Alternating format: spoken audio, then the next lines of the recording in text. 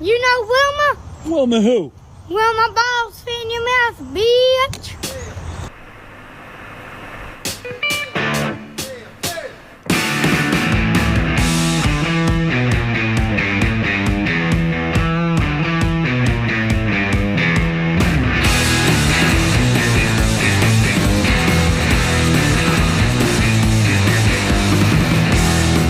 Well, everybody, it's another Tuesday here, a brand new, piping hot, steamy episode of Jigs and Bigs. The holidays are here, and so is a goddamn festive episode of Jigs and Bigs. You got it. Your boy's a fly fisherman now. We'll dive into that today. Meanwhile, Shawn visited a fantastic and magical hidden land called Vermont.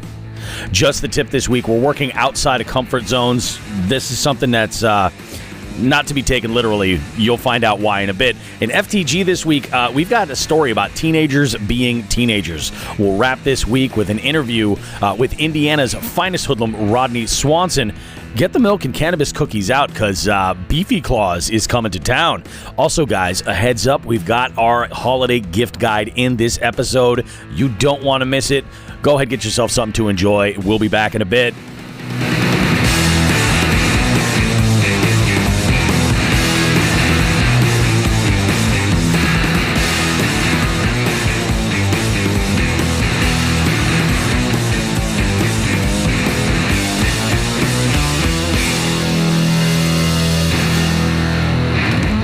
So, do you know Wilma? Is this somebody you're friends with? Someone you know, Shawn?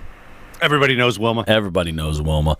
I figured, in going with the fact that we do have this, little promotion that we're doing with Manscaped.com where you can save yourself 20% and get free shipping off your order at Manscaped.com using the code Jigs and Bigs.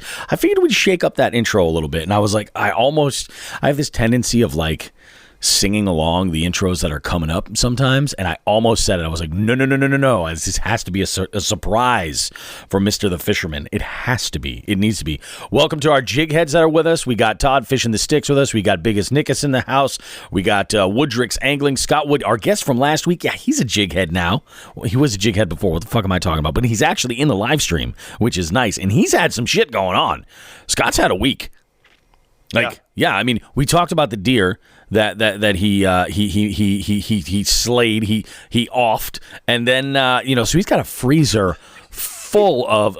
It offed it. What, did it owe him $20? He whacked it. He didn't off it. He whacked it. He whacked a deer, and you see that shit? That's Italian. And that is Italian right there. Nice job. Oh, good God. What a week, man. What a week. I got very little sleep, and we'll explain exactly why in a little bit. But I am coming off of that, we haven't had a big send fishing adventure, travel the whole nine in a while. And I'm like, wow, I missed that. It was really, really nice. Let's go ahead. Bobby, I'm looking at the list of the jig heads that are in there that are making comments, and I'm just doing some mental math and seeing their social media posts, and I'm guessing we have about a half ton of fresh venison. Yeah, fresh venison distributed amongst them. Yeah, and soon to be coming our way, hopefully. I would, the fingers are crossed. The fingers are crossed. I will say that, we got to give a huge congratulations to, especially one of our friends of the show, Cheryl. You know her, you love her. She is she makes the fishing report legible. Really, is what it is. She kind of makes it something that you guys can fucking read. Thank you, Cheryl. But no, not only did Cheryl, this was her first buck that she had nabbed this year, right? And then the same week she got a doe. Yep. Good for her, man. Freaking so psyched. There's the applause button. I'm so glad Cheryl's bringing fresh venison ice fishing. Isn't it awesome? And we're going to kind of be up. And this week has been nuts. Let's do some of the housekeeping stuff first. We're in show mode right now. We're planning things out for, I mean, obviously like each show that we do, but we have some target things that we kind of want to hit on and make happen and develop a little bit over time. And one of those things, for us is attending shows, the various outdoor shows that are in the area.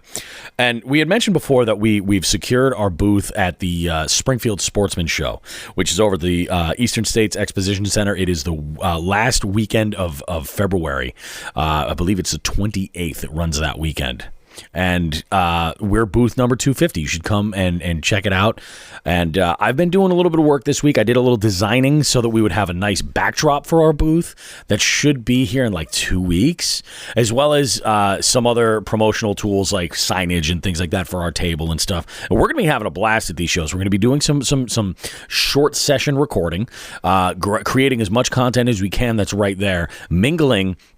I've got a bunch of stickers that I'm looking to give away, and I think we might actually just go and get another batch early and suck it up and make it happen so that we've got plenty to go for show season, because I kind of want to paint New England in Jigs and Bigs green.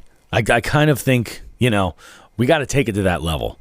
That leprechaun on the parquet floor in the garden needs to have a large bass, right in the middle of it. A giant bass right on it. Yeah, I think that should happen. So, we were I was working on putting that together, but this week also something else came across my way, and I thought this is pretty interesting. In Western Massachusetts, what some folks would call the real Western Massachusetts, in Cheshire, Mass, at the Cheshire Rod and Gun Club, they're having a fishing and hunting swap meet on Saturday, January 28th from 8 in the morning until 1 p.m. So it's just a single day, pop in there, do your thing. It's a $3 admission. Like, it's so affordable, you might as well go and check it out. Kids under 12 are free. There's also free parking, and breakfast and lunch is available, which is kind of cool. I'm not sure if they're doing food trucks or how they're working it out yet, but I spoke with Jeff, and we secured a booth over there, and we're going to do their show as well. Now, this is a used equipment swap meet, so basically if you're looking to pick up some gear on the cheap you will kind of want to get into, like your boy might be interested in picking up a fly rod, to be honest. That would be a great place to start, to go ahead and get a look at some stuff where you can actually put your hands on it, putting your hands all over it, your greasy fucking hands all over somebody else's package. Why'd you end with package? I had to. I almost went with equipment. Greasy. You know what I'm saying? This way you can try it all out and and see what you're getting. Bobby, just because we said that, I'm just gonna.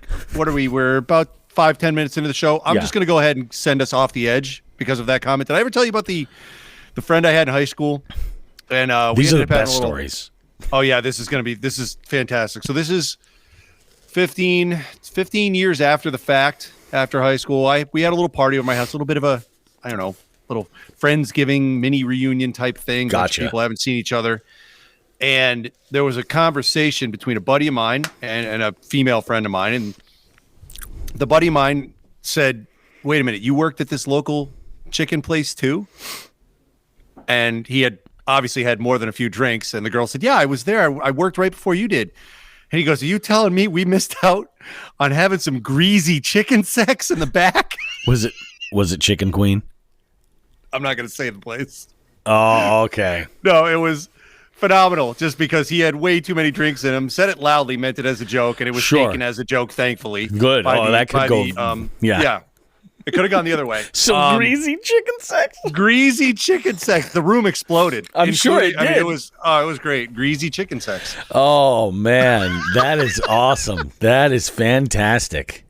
Oh, holy shit. Well, hey, maybe we'll bring some of that up to we're not bringing that up to Chester Rod and Gun Club. I'm not bringing any greasy chicken sex anywhere. I'm not bringing any grease. There's plenty of grease. Why are we talking about it like this way? This is a nice organization, the Cheshire Rod and Gun Club. They're having a fishing and hunting swap meet, buy, sell, or trade new and used fishing and hunting gear. Like I said, we're gonna be there. We're gonna have a table. We just want to meet some folks and kind of spread the joy of Jigs and Bigs goodness and the awareness out there. But we're gonna have a table. Maybe if you guys want us to move some items for you, we could potentially do that. Just saying, it's a possibility. I might have some stuff I want to unload. I don't know. we'll see. I might bring some stuff. I got a basement full of shit I got to get rid of. You know what? I wonder if we autographed shit that we wanted to sell, if it would increase or decrease in value. What do you think? Depends on how many dicks I draw and stuff. It's true. It's very true. We're gonna get there and start setting up the owner, the person who's the director of this show is gonna come up. Hi, are you guys the fucking perverts? We heard. Yeah, we heard you on the fucking internet. And what is wrong with you people? No, it's gonna be awesome. Just one heads up: no household items. Unsold items need to be removed, so you can't like leave your shit behind. And no guns or ammunition are available. So if you're want to walk around and sip a Bloody Mary while you're looking at a bunch of used gear, it's not a bad deal, man. It's a good way to spend a cold morning in January. So that's happening next January 28th. And we'll be there. It's going to be a lot of fun. So come on by. If you have like a bunch of stuff and you're looking to move and you want to get a table for yourself, if you're like, I'm sitting on so much gear, I just got to get this moved. What you want to do is you want to contact Jeff. Table space is available, but it's $30, includes admission for one. Contact Jeff at 413-743-4168. Just leave a message there, and he's really good. He got back to me that same day, so we got that all set. Scott chimes in here, and he says, are you guys doing Fishing Expo? Not officially. That's, I think, going to be one of those that we just kind of pop in and show our faces and stuff, but we're not doing a booth or anything like that. Nothing's been discussed there, but I kind of think it's a little too late in the season to get that lined up. It's no problem. Last year I was over there and I had a great time. Like I was walking around over by the Three Bells booth quite a bit, and then I did a couple of laps here and there. But I recorded a segment from there, and then I think I did a really good live over there on Instagram, if I'm not mistaken. I think that live, I think that live was really good, and it was great. I mean, it was definitely a good time. And it was, especially considering after like the crazy like beating that we took with snow the day before I headed out there. It was kind of nuts. So, yep. And I was there on the Friday with Three Bells. Yep. So, yeah. Yep. Yeah, so you were there as the shit was coming down, and yeah, it was nuts. It was kind of crazy. What else did I do this week? I did all that stuff. A full week of work this week, and then Friday night, after I wrapped up my last performance, my last game for the week, I had gone to my storage unit to drop off all my gear, clean the truck completely out, and grab all my camping stuff. Because this week I had I was planning an outing to go out and do some truck camping. Now I'll set the stage for you guys. We had been talking with Dominic Barone out in upstate New York about getting out that way and hopefully going out to target just some giant trophy walleyes and big trout. And unfortunately, the condition of the river, the way that it is, the water levels being so low, it's all the spots he wanted to take us to for a very specific reason were basically unfishable. So he was like, let's pray for some rain, and we got a good chunk of rain that came through this week. I don't know that it's enough, but maybe toward the end of December into January, possibly, if it's still accessible, we'll go ahead and we'll give it a go. So it's definitely still on there, but I was going out there with Becca, fishing with Becca, and we had, once this kind of happened, I said, well, I have a backup plan. I think we could, probably go out and find some spots in and around New England or something like that. And we had this diamond drawn out on the map, counting that spot in upstate New York that went down to the Long Island Sound, came back up and went to the Cape, which is ultimately where we went, but went as far north as Acadia. Wow. And I'm like, I haven't truck camped in cold weather ever, and this is only the second time I've used this rig, so there's gonna be a lot of practice going on. I'm like, let's hold off on Acadia. Let's wait till you know what I mean, there might be a little bit too much wildlife that could be an issue up that way, so let's just hold off a little bit there. And the Long Island Sound idea would have been awesome, but that fell through at the last minute too. But the Cape, we kind of had like, that was our ace in the hole, our ace in the woods hole, if you will. See what you did there. Yeah. So what we had done was we had gone out, and I had met Becca at a spot that she had fished, this pond, a little while ago. And we hadn't talked about what we were going to do as far as fishing. Like, it was up in the air. I just went out, like, with my gear. You know, I just went out to fish. Let me tell you what we did. I did not need any equipment that I brought whatsoever. Initially, it was, it was like the night before. Becca actually sends me a text, and she goes, "Are you bringing your kayak?" And I was like, "Oh, no, I'm not messing around with that." I'm like, plus, I go, wherever we're going to go, I need a ramp. And she's like, "Okay, so that's not going to work." She's like, "I got a friend of mine that we're going to get together with, and he's got canoes and kayaks and stuff, and we can go ahead and go for it." I explained the rule of 120 and how I'm a 45-year-old man with a wife and children, and I cannot die. You know what I mean? She understood. And we got out there. We saw the wind conditions. It was like 28-mile-an-hour winds with gusts like over 40. It was insane. And it was really bad when we got out to the beach where we camped. It was really crazy.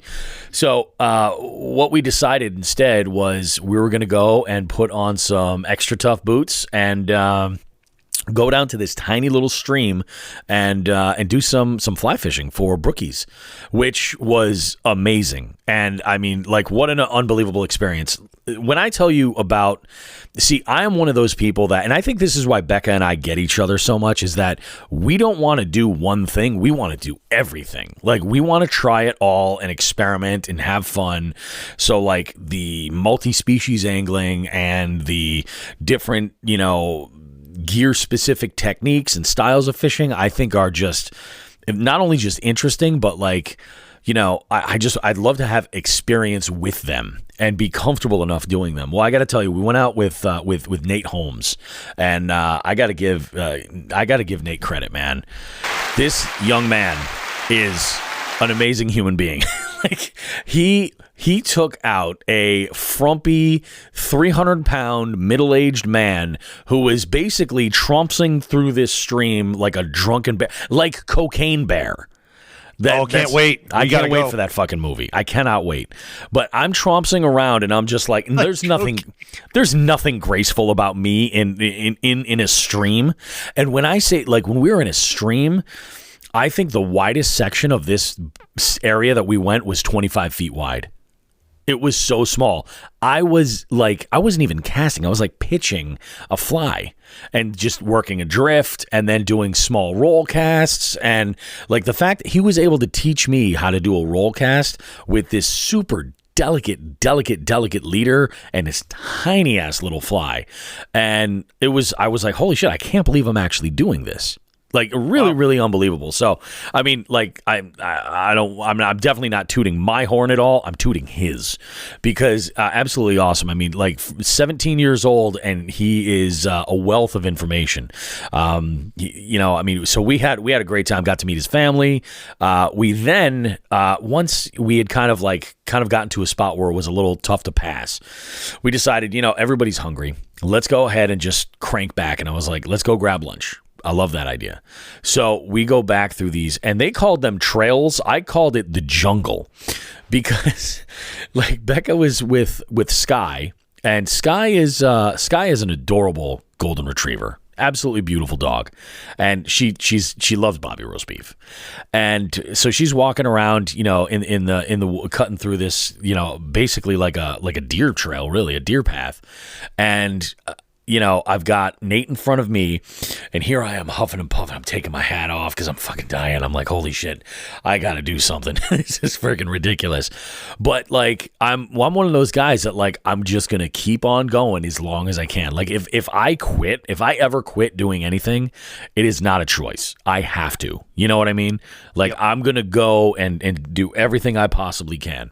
So we get out there, we make it back up to the truck, and we're looking for a spot to eat. And because, we've got Sky, we're looking specifically with a place that's got some outdoor seating.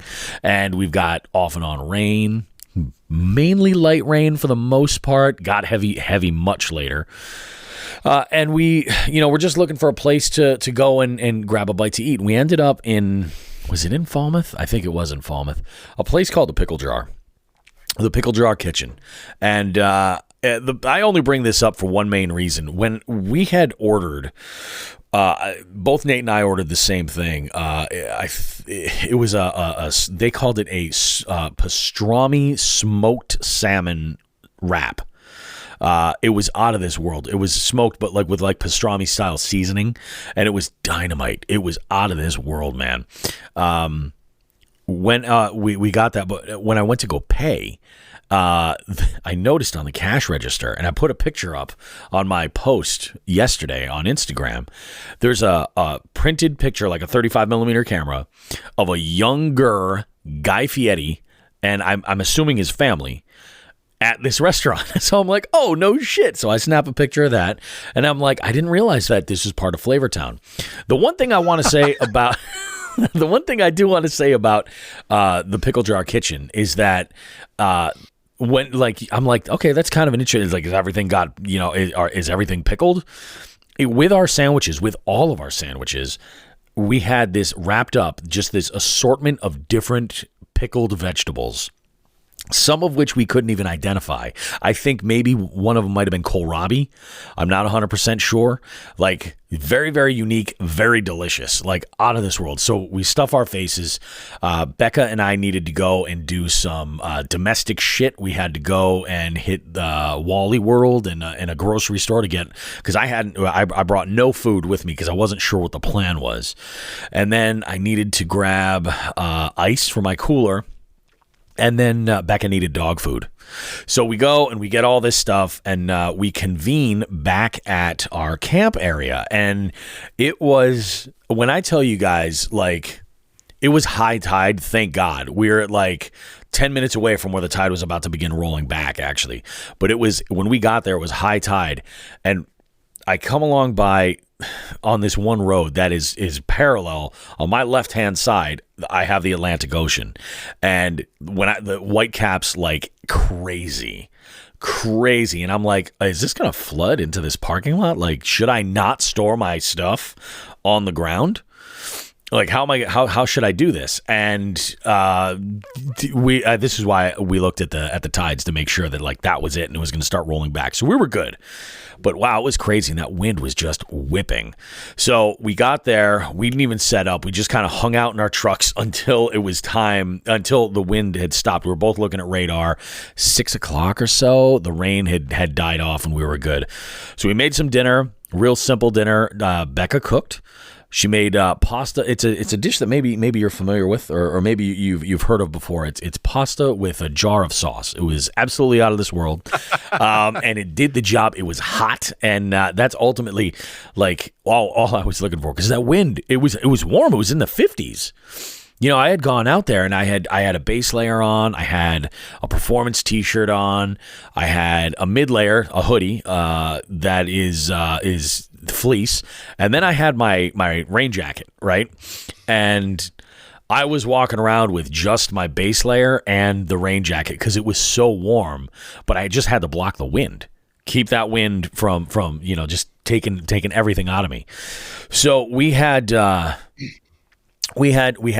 and then we recorded an amazing podcast, like an amazing segment. We talked for just about 2 hours. This one you're going to hear next week.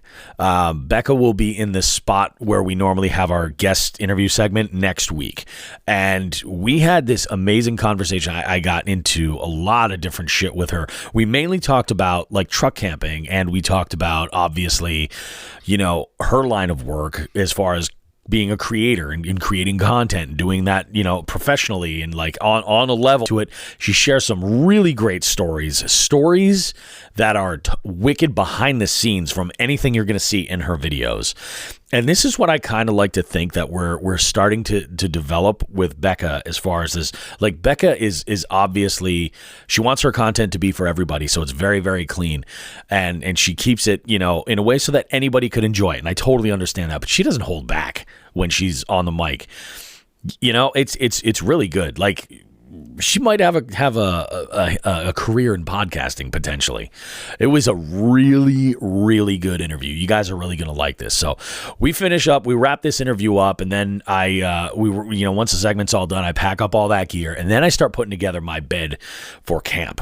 And the main part of that was taking out my cooler, my camp box, my folding table, and the burner for my griddle and everything, and setting all that stuff up so it was out of the way, and then setting up my mattresses. Now, this is only the third time I've had the chance to sleep on the Deep Sleep Overland Forerunner mattresses, but man, they don't disappoint. They're just awesome. Like, I slept as much as I did sleep, I slept like a rock. We'll get into FTG while I was up a little bit later. I did go live on Instagram and had a blast talking with a bunch of people. That was a whole lot of fun. I didn't realize the comedy, and I think we should talk about that, Shawn. Talk about this comedy a little bit. That was sort of accidental, but perfect. And then after I had gone live in FTG, you're going to understand why it was so late when I finally did fall asleep. I woke up around 20:04. Yeah, it was like 3:30, 20:04 when I had woken up, and we'd gone to sleep at I think we were done with this interview at 9:00, and that's when I had gone live, and I'm usually up until about midnight most nights. So for me, it's dark, there's nothing, we don't have anything to do, and the wind is just howling, so I'm hanging out on my phone, and I end up falling asleep probably about 11:30 or so, and I wake up at 3:30, and I wake up, and I had to piss so badly, and I'm like, so here's the challenge. Now, your boy, part of this trip was to bring everything out. Number one, so I could start learning how to properly store everything and see what was actually needed and what wasn't. So I have a camp box that's got a bunch of food items in there, like cooking items, like all my utensils. My knife wrap is in there, my cutting board, bowls and utensils and all kinds of stuff like that. I've got a small solo stove that's in there, pots and pans, and some various items that'll need lighters and things like that potentially. Anything that you might potentially need when you're out camping. And so I keep all that stuff together. I have a cooler for all my food items, all of my stuff that I've got to keep cold. And it's probably overkill for a cooler. I could bring a much smaller cooler. And I think that's something that I need to consider. Is matching the cooler with the send. That's really, I think, what it gets down to. And, I've got all my sleep stuff. So I've got my sleeping bag, my pillow. I've got my mattresses that have to get set up. And I wasn't sure how we were going to record. So when I go out and I camp, I like to bring out, I have this 10 by 10 Easy Up tent. I use it for events. I use it for all kinds of stuff. And it's awesome. So I had that with me. And I also had 2 camp chairs. And my thought was I would put the Easy Up tent up. And this way we could record outside. But with the wind the way that it was, did not work out. We recorded in the truck, and that was the way to do it. But I also brought something new that I've never brought. A camp toilet. Nice. I picked up a folding camp toilet with the bags, that whole bag system, and a privacy tent. Now, the privacy tent is mainly, it's going to be great for that, obviously, but also, changing your clothes when you're a 300-pound fat fuck in a Forerunner lying down is almost like ballet. You got to be good to be able to manage this. So, the privacy tent is just so that I'm not out in my skivvies in some random parking lot at, a Cracker Barrel at, 9 a.m. changing clothes. You know what I mean? So this way... Let me jump in with the Shawn the Fisherman method. Oh, which the car doors, right? Yeah, I just opened both car doors. Oh, yeah. And I just I like to live dangerously. If I get busted for indecent exposure, well, so far I haven't. It's been. I'm afraid that if I years. were to get busted for indecent exposure, my career could go down the shitter. So I would rather just So what sucked is that privacy tent didn't show up until today. It just arrived. So I didn't use the camp toilet or anything. It was mainly more about knowing how I would pack everything all together and make it work out. So I got out, out of my truck, managed my boots and everything, got out, took a whiz, jumped back in the truck. And I got to tell you, I wore a base layer bottoms and a base layer top with a brand new pair of wool socks in my sleeping bag, which is like a summer season sleeping bag. I don't know what it's rated for, because I don't think Amazon gives a shit about what the ratings are on their $50 sleeping bags. I just bought this because I needed to get a sleeping bag quick. And I also run really, really hot. The one thing that I did learn this time that I didn't have to worry about, remember when we were in Connecticut, I had those nice screens, those like socks almost that go over the door, so I can unroll the window to allow air to flow through. This is important because it gets rid of all that moisture in the air. All that, you don't get the condensation on the windows this way.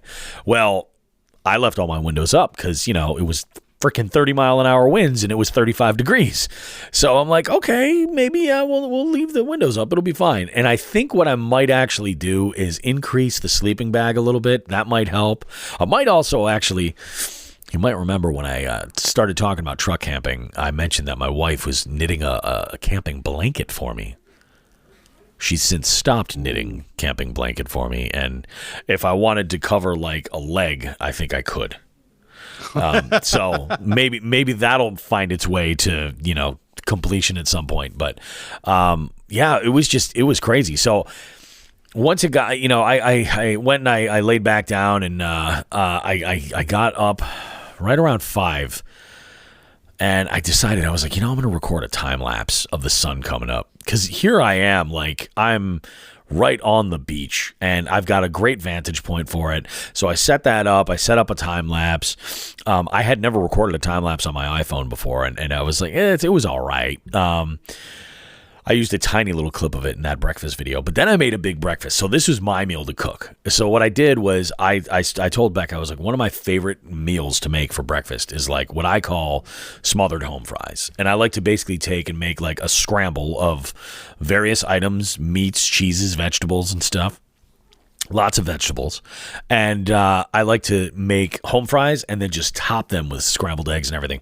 And I said, what I'm going to do, because I'm doing this all in one, like on this griddle, I'm basically going to just do it as a giant scramble. She's like, let's do it. So what I had done was I basically took my peppers and eggs, like, half an onion, couple of peppers, and I took because again, I knew we weren't going to be able to have a fire. I wasn't going to be able to bake a potato. So I bought a can of diced potatoes. Smart thinking. My Leatherman came in clutch because I, like a moron, didn't even think to see if there was a pull tab on it. But I, for the first time, used a can opener on a multi-tool. And I'll tell you what, man, it works like a charm. Awesome. Like you do it the right way. Awesome. So, I get that going. I'm making everything. We have breakfast. We met an older couple that was walking. There's a bike trail that goes along where we were camping, and there was a couple walking by. They had their dog with them. They're from California originally, and Sky and Becca. So here's one thing that's interesting. Becca took a bunch of drone footage, and she crashed that motherfucker. So there was a moment where she's like, yeah, I guess who crashed their drone? I was like, oh shit. I'm like, where? Like, I thought it was in the ocean. I'm like, what happened? She's like, no, I can see it, because she still had signal. Like, she could see it in a tree. Oh my God. Like, it was sending her the signal there, but and she can track it on a map. So she's like, and it was like right across the street from where we were. And she's like, I'm only concerned if it's private property. That's the only thing. And I don't know if like the wind had just like taken it and that's what happened or what, but it was crazy. So she's like, all right, I got to grab my truck. She goes, can you watch Sky? I was like, absolutely. So I filmed a little piece with Sky basically saying like, oh, I'm on dog duty today because Becca crashed her drone. Dude, she was back so fast, drone in hand. Oh, wow. I don't know how she did it. Apparently, this didn't land up as high as I had assumed. It was low enough, and she was like, yeah, I just had to shake it out, and it eventually came back down. She had to recalibrate it and stuff. We did that, the whole thing right on my cooler. She recalibrates it, and then it just starts taking off again. She's like, it's good to go. I was like, fucking hey, good for you. So that's cool. it was awesome. So after we had breakfast, we packed up camp, which I thought packing up for me was going to be a much longer process. And that's one thing that I feel like I've kind of got worked out.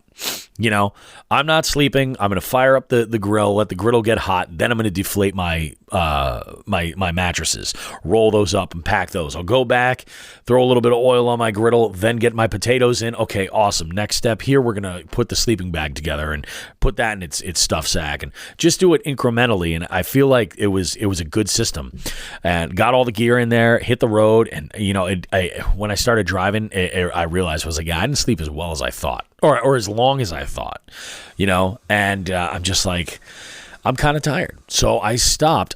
You notice I didn't say that I made any coffee. Yeah. And there's two reasons. First and foremost was I'm one of those people like Mayor Dominic Sarno of the city of Springfield who poops when they have to drink coffee, when they drink coffee. When did Mayor Sarno disclose that? Oh, you don't remember this? No. When? He has a mug on his desk, and he's numerous interviews, and it says, "Coffee makes me poop." I'm not kidding. He just leaves it out there, and I remember, numerous interviews. It's just sitting on his desk. Coffee makes me poop. Did not know that. Yeah. So, and I drink coffee all day long, I that's just the way that I am, but I know that first thing in the morning, this is why I don't have coffee most days when I'm going to fish like crazy early. Because for whatever reason, like that, I'm going to drink a cup of coffee and that's going to find that poop and go like, yeah, let's go. This is where I apologize to our listeners. This is fucking way too much information. No, we're fine. We're good. We're rolling. This is terrible. We're going. So I go, and my plan was, when I looked at the map, there was a spot. There is a regional coffee place called Mary Lews. And for those of you that are in the Rhode Island or the South Shore section of Massachusetts, Mary Lews it's great. It's fantastic. Like, it's for what they're delivering, which is generally like drip coffee. It's dynamite. It's awesome. I've always loved it. So I don't know if the map that I looked at was maybe the map that I looked at was just a little outdated. Like maybe they closed a location or something or moved it or something. But when I looked, it was like 14 miles in the other direction. So I was like, we're just going to gun it. I want to be home before 12 and we're just going to go for it. So I got on the road. Once I got on the Pike, I stopped. And I got to tell you, man, I got to give a little bit of credit to the Mass Pike rest stops. The coffee Clean. I had there. Well, yeah. The coffee that I had there was it's Alltown is the brand name that they have, and they've changed it. They used to have like air pots and stuff, and it was always a gamble what you would get. Now it's like a giant like Keurig on steroids. And here's the thing: you put a cup under there, you select what roast you want, and you do it. But the top of the machine, it's got like canisters of beans, and you hear like it's grinding, and it's fresh. I want to say that those are dummy jars just for looks. They're like, oh yeah, let's dump some shit coffee beans in there. Just people think they're getting fresh coffee. But when the coffee started filling in the cup, it had a crema on it, which is generally a really good sign of a fresh grind. I believe, unless I'm mistaken, generally it's like it's a pretty good sign of a pretty fresh grind. I was like, okay, that's pretty good. Coffee was out of this world, dynamite. Absolutely loved it. So I jumped on the Pike, put cruise control on, and just freaking flew back home. Got home, spent the rest of my day hanging out with my youngest and my wife, and my oldest daughter had a rehearsal for a play that she's doing, and so she's been gone all day actually. But it was just wild, man. It was absolutely just wild. So I want to say, again, thank you to Becca and thank you to Nate for, one, allowing me to, like, tag along for this little adventure. Nate, I appreciate your efforts in trying to teach this old dog a little bit on how to fly fish, man. And you may have created a monster. I mean, you might see me in some moving water walking around like Cocaine Bear wielding a fly rod. It could happen. You know, I don't know. It's very, very, very interesting. I can definitely see where the exhilaration would come from when you're essentially like hand lining, like a good sized fish. And then knowing the types of fish that people do fly fish for, like of a variety species. Like I didn't realize, like he was telling me about fly fishing for stripers. And I'm like, wow, okay, that's fucking intense. That's super intense. But I mean, it was just awesome, man. I had a blast. It was a good time. And also this week, I managed to, man, my youngest daughter has had the weirdest week. Friday, she had to go in for an oral surgery because my daughter's got the worst teeth, man. She's got, out of the entire family, she had one impacted tooth up in the, like, inside, like, the roof of her mouth. They needed to surgically remove. And then there was another tooth they had to remove to create space for the other one. She just got braces not that long ago. So she was a champ. We brought her in there, and she was an absolute champ. It was a super fast procedure. She was great. She's been recovering great. Soreness hasn't been too bad. She's been following all the instructions to deal with the dissolving stitches and stuff. So she's been doing awesome. I thought my wife had already paid this bill.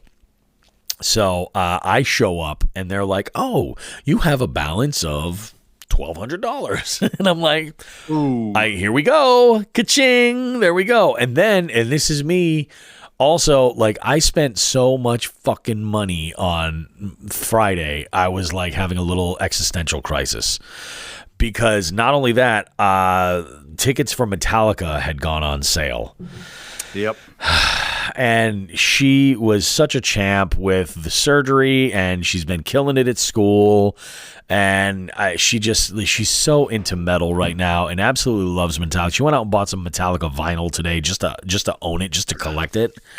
And I told her, I was like, "Yeah, I'll take you. I'll bring you for sure. You should see Metallica. You should go, and the sooner the better." Because they're only getting older, and they're only going to do less and less shows as time goes on. So I'm like, let's go ahead and do it. So we got tickets for 2 years from now at Foxwoods, not at Foxwoods, in Foxborough at Gillette Stadium. And she is very, very, very excited. I'm excited. I'm excited for her, really, more than anything. I think it's going to be really awesome. And it's the two shows, 2 different sets, 2 different bills as far as opening acts. It'll be exciting. Yeah, no, we had talked about this. When did I call you? Thursday? I think it was. No, it was. I think it was actually Tuesday or Monday. Wednesday. No, it was Monday. Oh, was it came Monday? out Monday. Yeah, we'll just. Oh, that's right. The single. Quick. That's right. Oh, yeah. Just out of the blue, from nowhere, Metallica dropped a single, which actually has been getting decent feedback. Yeah, I thought it wasn't bad. Yeah, I kind of enjoy it. Yeah, it's not bad at all. They're doing their thing, and then they set up this incredible 2-year tour. Yeah, where every stop is a stadium with two separate nights. So a night off, and then a night again. And you bought those tickets. I looked at them, and they're for both nights, and I'm like, I just saw them. I'm gonna pass on this one. Like I don't want to buy the 2 nights. And I had sent Paul a message. I asked you for Paul's contact info, and you fired it my way, and I fired it out there. Yep, Fishing the Sticks is getting to what I was just about to bring up. Was the opening night of the 2 shows. Every night is going to be it's going to be Mammoth Van Halen, so Wolfgang Van Halen, so Eddie's son playing with his band, and then the reformed Pantera. So it's half the original Pantera. And plus Zach Wilde and the drummer from Anthrax. So I'm like, all right, that's pretty good. It's a pretty good fucking lineup. But night 2, night 2. Let's really kind of go for night 2. Ice Nine Kills opens up, and if you're a person who likes Ice Nine Kills, that's the kind of stuff you like. Good for you. And then 5 Finger Death Punch. Yeah, I'm out. Have fun, Chad. Have fun, Chad. I'm out. Yeah, I'm not looking forward to Five Finger at all. But I said to Paul when we talked, I said, because that's what I did. I told her I was like, Paul and I have never seen Metallica together. Now, he's the biggest Metallica fan I know, and I'm like, Yeah, we've never seen Metallica together. This would be something we should do. So I bought 3 tickets, one for myself, one for Delaney, and then one for him. And I'm like, yeah, we'll go the first night, and obviously we'll go. I was like, but the second night, I'm like, I don't really think Delaney's even going to give a shit. I mean, if she really wants to get in there, we'll go in there. But I'm like, maybe we pack some friggin' hot dogs and we do a little, what do you call it? Tailgate at Gillette. I think that could be fun. Fish in the Six says, I saw the real Pantera with the real White Zombie back in the 90s. Want to remember. I haven't seen those 2 bands together. I have seen both of them, though. The original Wasn't that White tour Zombie. with Megadeth, too? I think that tour was with Megadeth. Could have been. Yeah. It was that was out of this world. I mean, I've seen Pantera a number of times. I never have. I've seen really? I had tickets to Pantera in Omaha when I was living there, and they canceled the show. It was I would have loved it. It was Pantera, Kitty, and Morbid Angel, and they canceled the show because it was one of those shows where I think Mr. Anselmo was, shall we say, battling his personal demons, and an injury may have been invoked to not do that show. That was late too, so it wasn't like the band was getting along in the first place. So I really missed out on that. I never got to see Pantera, but I saw Phil Anselmo play a few times with Down and with his solo band that they opened for Slayer's last tour with. So yeah. So the last time I saw Pantera was on the tour for the Great Southern Trendkill. Yeah, and it was good. Like they were still a good cohesive band at that point. It was solid. Yeah, Megadeth wasn't there. Deftones when they first came out. Yeah, there we go. Nice, man. So we have that going on. Like it's been a wild week. It really, really has, and we're winding into the holidays. So why don't we dive into your week here, Shawn, and then we'll jump in and we'll do a little bit of talking about our gift guide for this season. Well, this will be quick. There's no diving in the shallow end. There we go. I had a very, very quiet basketball-filled week. A lot of gym time getting things done, prepping for one season and kicking off another. I'm coaching 2 teams this year, and for the next, 5 years really, it'll be 2 teams, and then hopefully I'm still on with the other one. We'll see. There's no guarantees, but I did have one fishy little thing happen. So my kids go to a smaller school, which is where we wanted them at. And I've gotten to know not only some of the kids that came to the high school with them from their elementary and junior high schools, but I'm starting to get to know some of the athletes being a coach now, right? And as I'm walking out the door after I had to go get I had to do something administrative wise on Friday or Thursday, I'm walking out the door, and one of the students from the elementary school that my kids went to school with. Yeah. She's walking out, and I just look up, and I'm like, what the hell? She's wearing a Hookset Hoodlum sweatshirt. No way. And I'm like, I love that. I said to her, I'm not going to say her name. I said, hey, where'd you get the Hookset Hoodlum shirt? And she says, from my boyfriend. She points at her boyfriend. Her boyfriend is in my oldest son's grade, and I was talking with his father, and they found out we do this show, and they picked up not only some Jigs and Big stuff, but they have Hookset Hoodlum stuff. And you know how it's a real big thing now. It wasn't when we were in high school, but it's a real big thing now. If you got a girlfriend, if you got a girlfriend, your girlfriend stealing your hoodies. So yeah, it's crazy. Yep, that was funny. That's awesome. Aside from that, man. I might as well. You know what? We should probably just put this into segment 2 every week now. The Shawn injury report. All right. There you go. So I ask for it. I do. I ask for it. Right. So now that I've got high schoolers to deal with for basketball, I can voice my opinion. Every now and again, a 4-letter word might slip out. It happens. I let them know in advance, like, hey, look, I was in the military. These things, they happen. Yep. But I was watching them the other day, and they were just going to the hoop and missing layup after layup after layup. And I said, Coach, to the head coach, do you mind if I have a second? He goes, yeah, sure. I go, hey, everybody, make your fucking layups. That got their attention.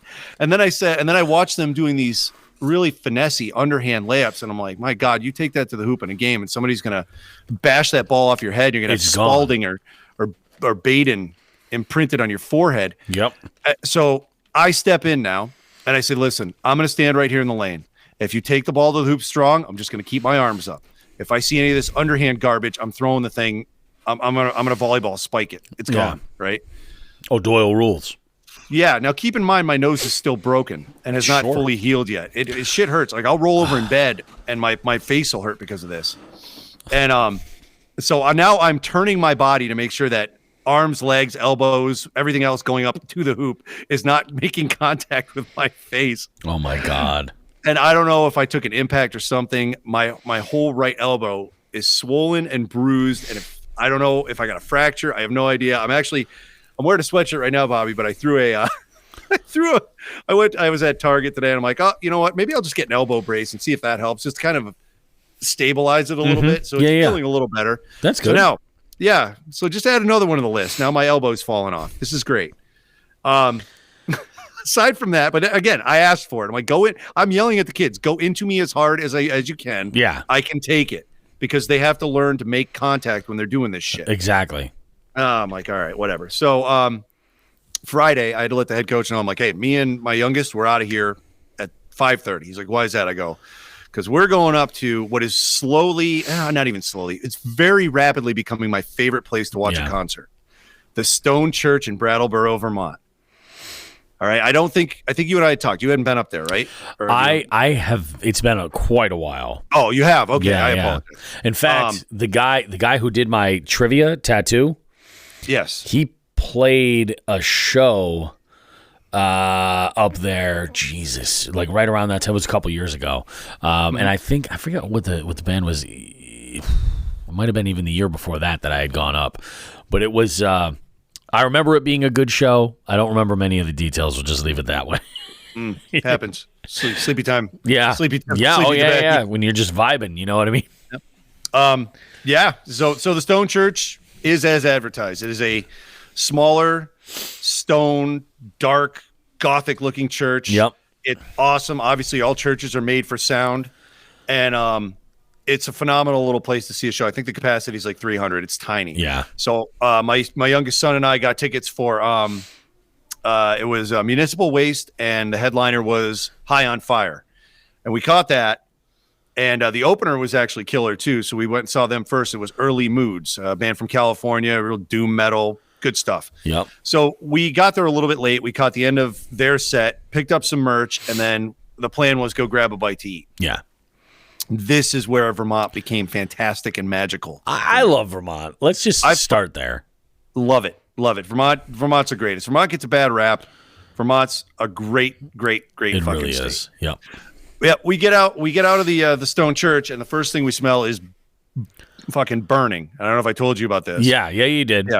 Yeah. We were like, I said, look, something's on fire. My son tends to get a little jumpy with shit like this, which is good. I mean, he's aware, like, hey, something's wrong. I said, hey, we'll find out. I said, feel the way the wind's blowing. This is the way the fire is going. We're not walking towards the source by the wind. And we got back to the truck, drove over to this pizza place, grabbed some food, and we're looking up to see what the cause of the fire was. And it turns out it was a 3-alarm fire at a closed brewery. Oh. The brewery, it closed down during the pandemic and never reopened. And I don't know what caused the fire, but unfortunately someone did pass and a couple people were hurt. But I mean, fire trucks were ripping by as the pizza place from as far as like Keene, New Hampshire. They were all. Oh yeah, 3 alarms. It's no joke. It was crazy.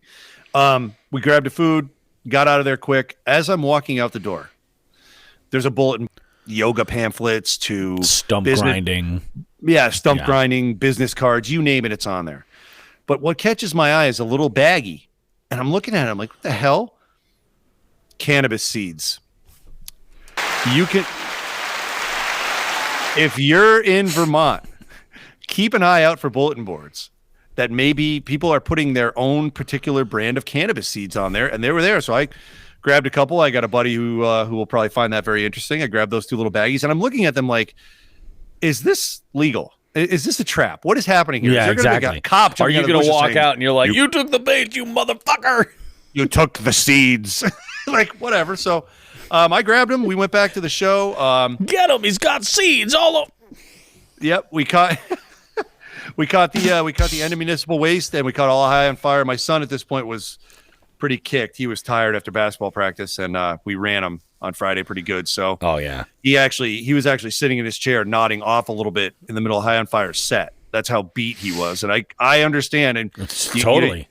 Yeah, we ran him good, and it's the first week of practice, so it's cardio week, and he was beat up.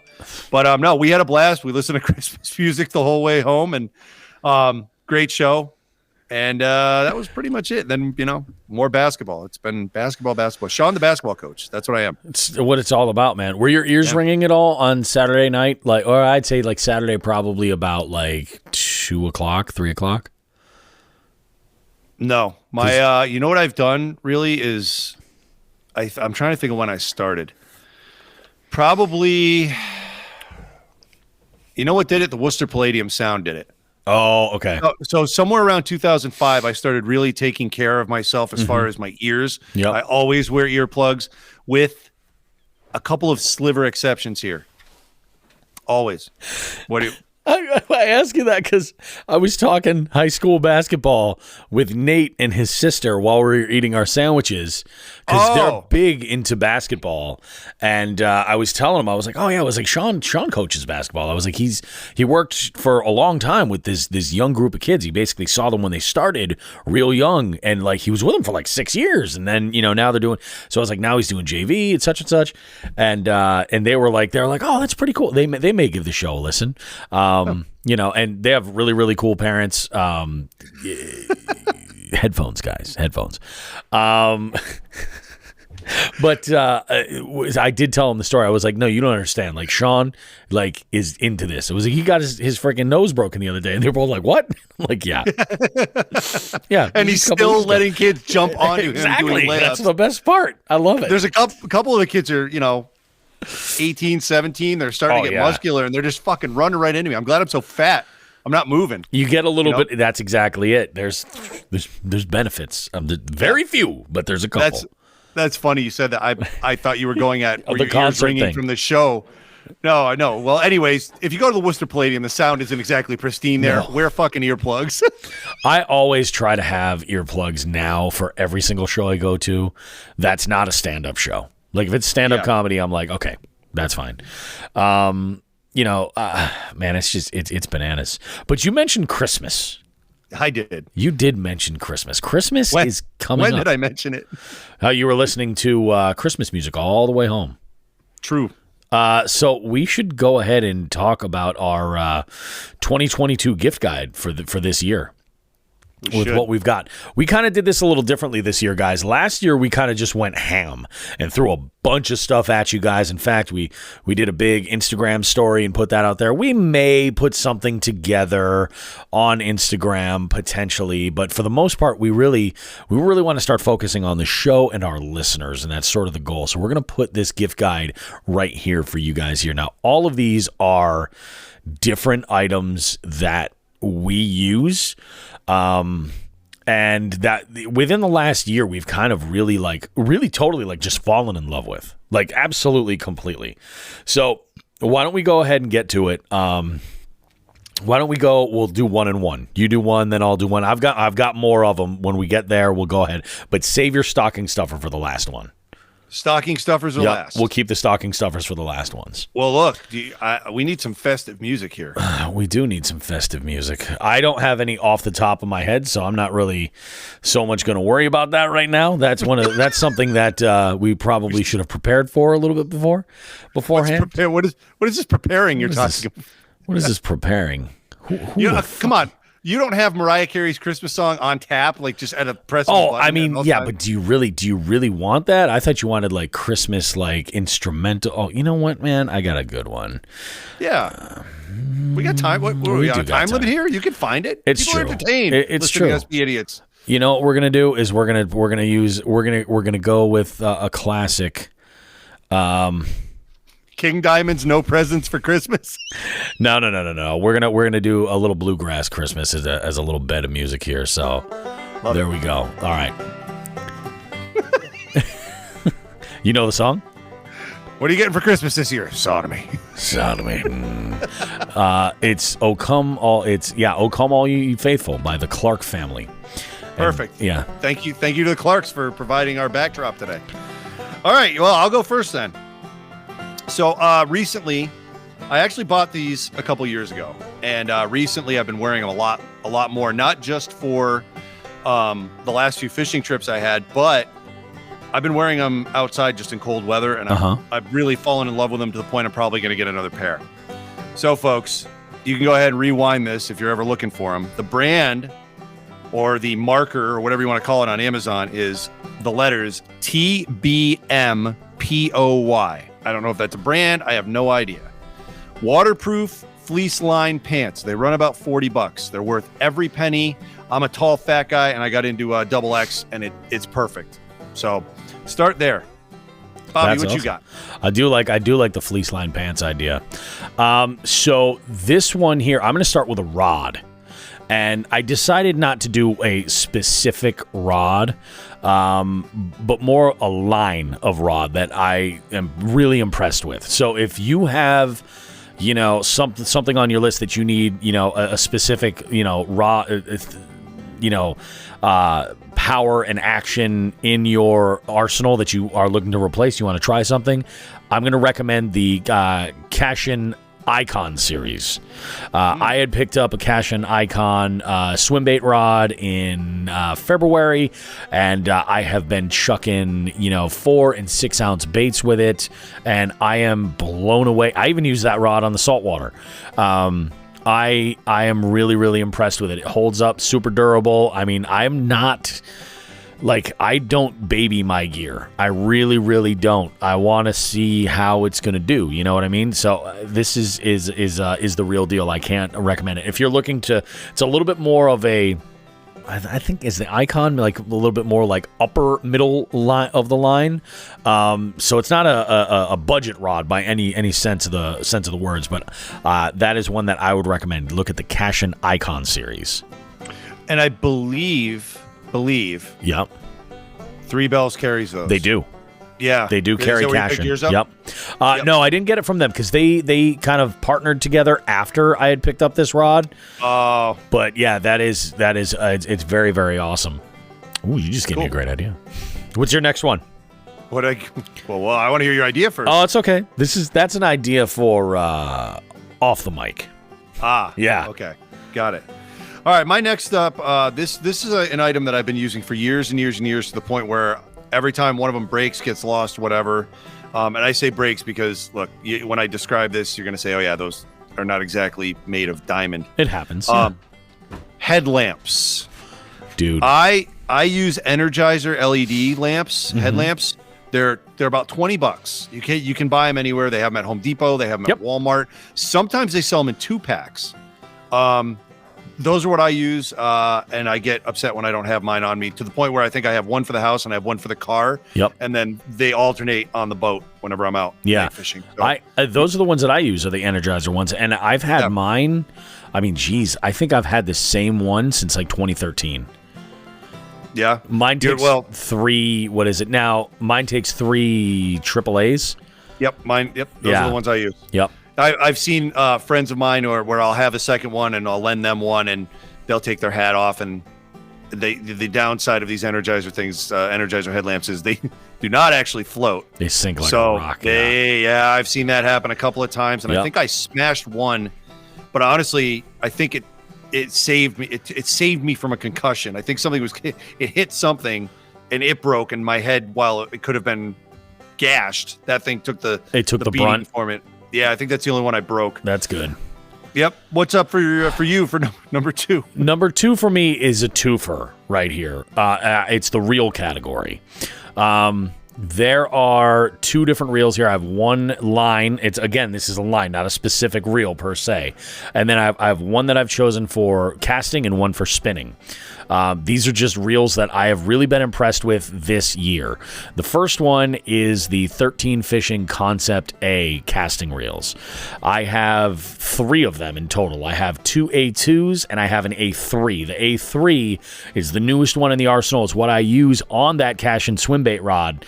and it is fantastic. I think my thing is this: for the money, I think you're getting a great reel. And keep in mind that this is a style of reel that you've got to like reels that have that braking system, like the Shimano Corrado line, where everything is internal. You got to pop open a door and make adjustments. But yeah, I've got 3 of these that I'm using now, and I absolutely love them. I think that they're tough. I think that they stand up to. I think that they're comparable to the Corrado, to be perfectly honest with you. And if you like that style of reel, I would recommend taking a good look at that. So the 13 Fishing Concept A line. I've never used the A1s, but the A2s and the A3s I have, and I really do enjoy them quite a bit. As far as spinning goes, and I don't use a lot of Lews products. Actually, for spinning reels, I have like 3 of them, but there's one that I really like. I really love my Lews American Hero spinning reel. Really like it. The one I'm using is a 6-speed reel. It's a little bit faster than most others, but I just moved that over to my 7'3" medium light spinning rod, my Arc Cobb Series mini, the fairy wand actually, and it has been a monster for like super light baits, and that's actually what I caught that smallie and that brown trout on, and it's been I really like this reel. It's also like really tough. Again, that's something else I also used in the saltwater too. In fact, I think I might have caught that little tiny sea bass that I caught, the only saltwater fish, using that reel. So, I mean, I can't say enough about them, but they are, they're tough, and I think that they're really great. What about you? What do you got next? Well, I had to think about this one, and I went with something I think we've actually recommended in years past, but for the entry-level competitor, and if you don't want to really, this also work if you've been fishing competitively for some time. Yep. Especially for kayaks. Can't go wrong with a Ketch Karbonate board. Oh, dude, you have one, right? Yeah, I love mine. Yep. They come in a 26-inch and a 32-inch model. They're $30 to $35. 3 Bells carries them. 3 Bells Outfitters online. Hit it hard. Yeah. I wanted to mention that, though, because residents of Massachusetts and surrounding states might be a good idea to get some of those. Get your hands on a Ketch for next year. There's more to come on that, but we'll have some news for that's awesome. Some more competition possibly happening within the state. Yeah. More to come. What you got? So next up, I have a line recommendation. And this is for braided line. Specifically reaction tackle braid. I think that for the money, you just can't beat it. I've switched out every single one of my spools that uses braid as its main line, and now is using reactions. Most of them are high vis. My frog and combo, I still use a dark green line just because I don't know. It's so heavy. It's 50-pound braid. I mean, you can absolutely see it. It's but for all my spinning outfits, my finesse stuff, I like to use either the yellow or orange high vis line. I really like it. I think it's what are you getting? Dollars to donuts. Like, where's the value? I think it's fantastic. It hasn't let me down. It's not crazy loud, but it's also not like so oddly slick either. And what's nice about it not being so slick is that it does cut vegetation, when you need it to. So that's a good thing. It's a little bit more like a saw. How about you? What's next? All right. I had to put some thought into this, but then I looked right in front of me and I realized there's an item I carry with me every day, not only outdoors, but around the house, everywhere. It comes with me everywhere. All right. I got one right here. So I use Nalgene water bottles. Oh man, I love mine. Yeah. Yeah. I use they're what are they? BPA free. Yep. They don't have all the shit in them. They're available. I get mine at Target. And I mean, I've been using them for years. Yep. This one, I mean, the Nalgene, the second one, I got 2 of them with me right now. So while we're sitting here, I knocked down this one. This one's going down as we speak, and this one sold the fucking label's logo. Disappearing, yeah. The logo wore off it. But I usually throw I carry 4 of them, the quart size. Yep. And I throw them all in my boat. Especially on hot days, I'll knock down a gallon's worth. They're great. bunch of different colors. I made sure that my wife and kids, when they're out hiking, they have one or two each. Yep. So, yeah, I love those things. They're about 10, like I said, $10 to $15. Could be more depending on the size. They have all different sizes, all different shapes. I like these quart ones with the screw-on lid. But go to Target and have at it. To add to the usefulness of the Nalgene style bottles, this came in as a tip when I was asking about cold weather camping.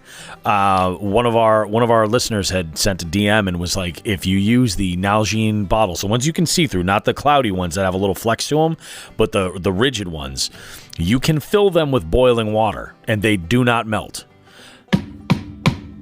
Yep. Hard. Like that? Yeah. Hard. Direct. Wow. You can fill them with boiling water, but the reason why this is important is like this. At night, if you're looking to kind of warm up your sleeping bag, those bottles don't leak. They don't leak. So all you got to do is fill them up with hot water, crank down that cap, don't overdo it, don't break it, but crank down that cap and then throw it in your sleeping bag. And then as it will preheat your sleeping bag for you, it is great. And then it'll keep you warm through the night. So that's an option, something you can do. And then, the next day you've got fresh water that you've just boiled. Like let's say you've got to collect water from a stream or something. You've already boiled water and it's drinkable.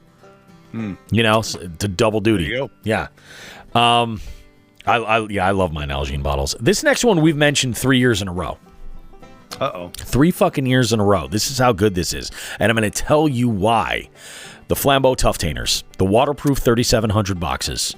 Love Dude, I have been such a piece of shit to my tackle boxes this year. My day box, I'm always in and out of it. It's fine. But like my other ones, they get jostled all over the place. I've had latches break on them. I have to replace them, obviously. But I have been such a degenerate fuck when it comes to my tackle. It's so bad. And they still do not take on water. Still, even with like a broken latch, like just kind of like for my own my own feelings to like clamp it down so that it's still together, I put them in my tackle bag, which we'll get to next, but I'll get to that, and they don't take, everything is bone dry. It is fantastic. Even my big swim bait box, that one there has a crack in the bottom of it. Yeah, it's a little overstuffed. I did, after years and years of using these things. I've been using them for, I don't know, 7-8 years now. Maybe. Yeah. I still have my original batch. One of them. Yep. I finally broke a latch on. Yeah. I must have dropped it or something. I mean, it was 10 years old or whatever. It's somewhere between 5 and 10 years old. I finally dropped one. Yep. And it finally broke. These things are magic. And I have intentionally been just terrible to these things. And it's because I want to weigh them up against the other ones that I've used. Nothing else that I've ever used has dealt with this abuse like that. Nothing. Yep.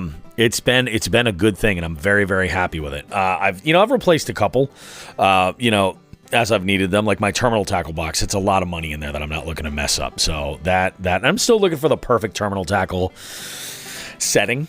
The perfect box to put that together where I can be as organized as possible and everything.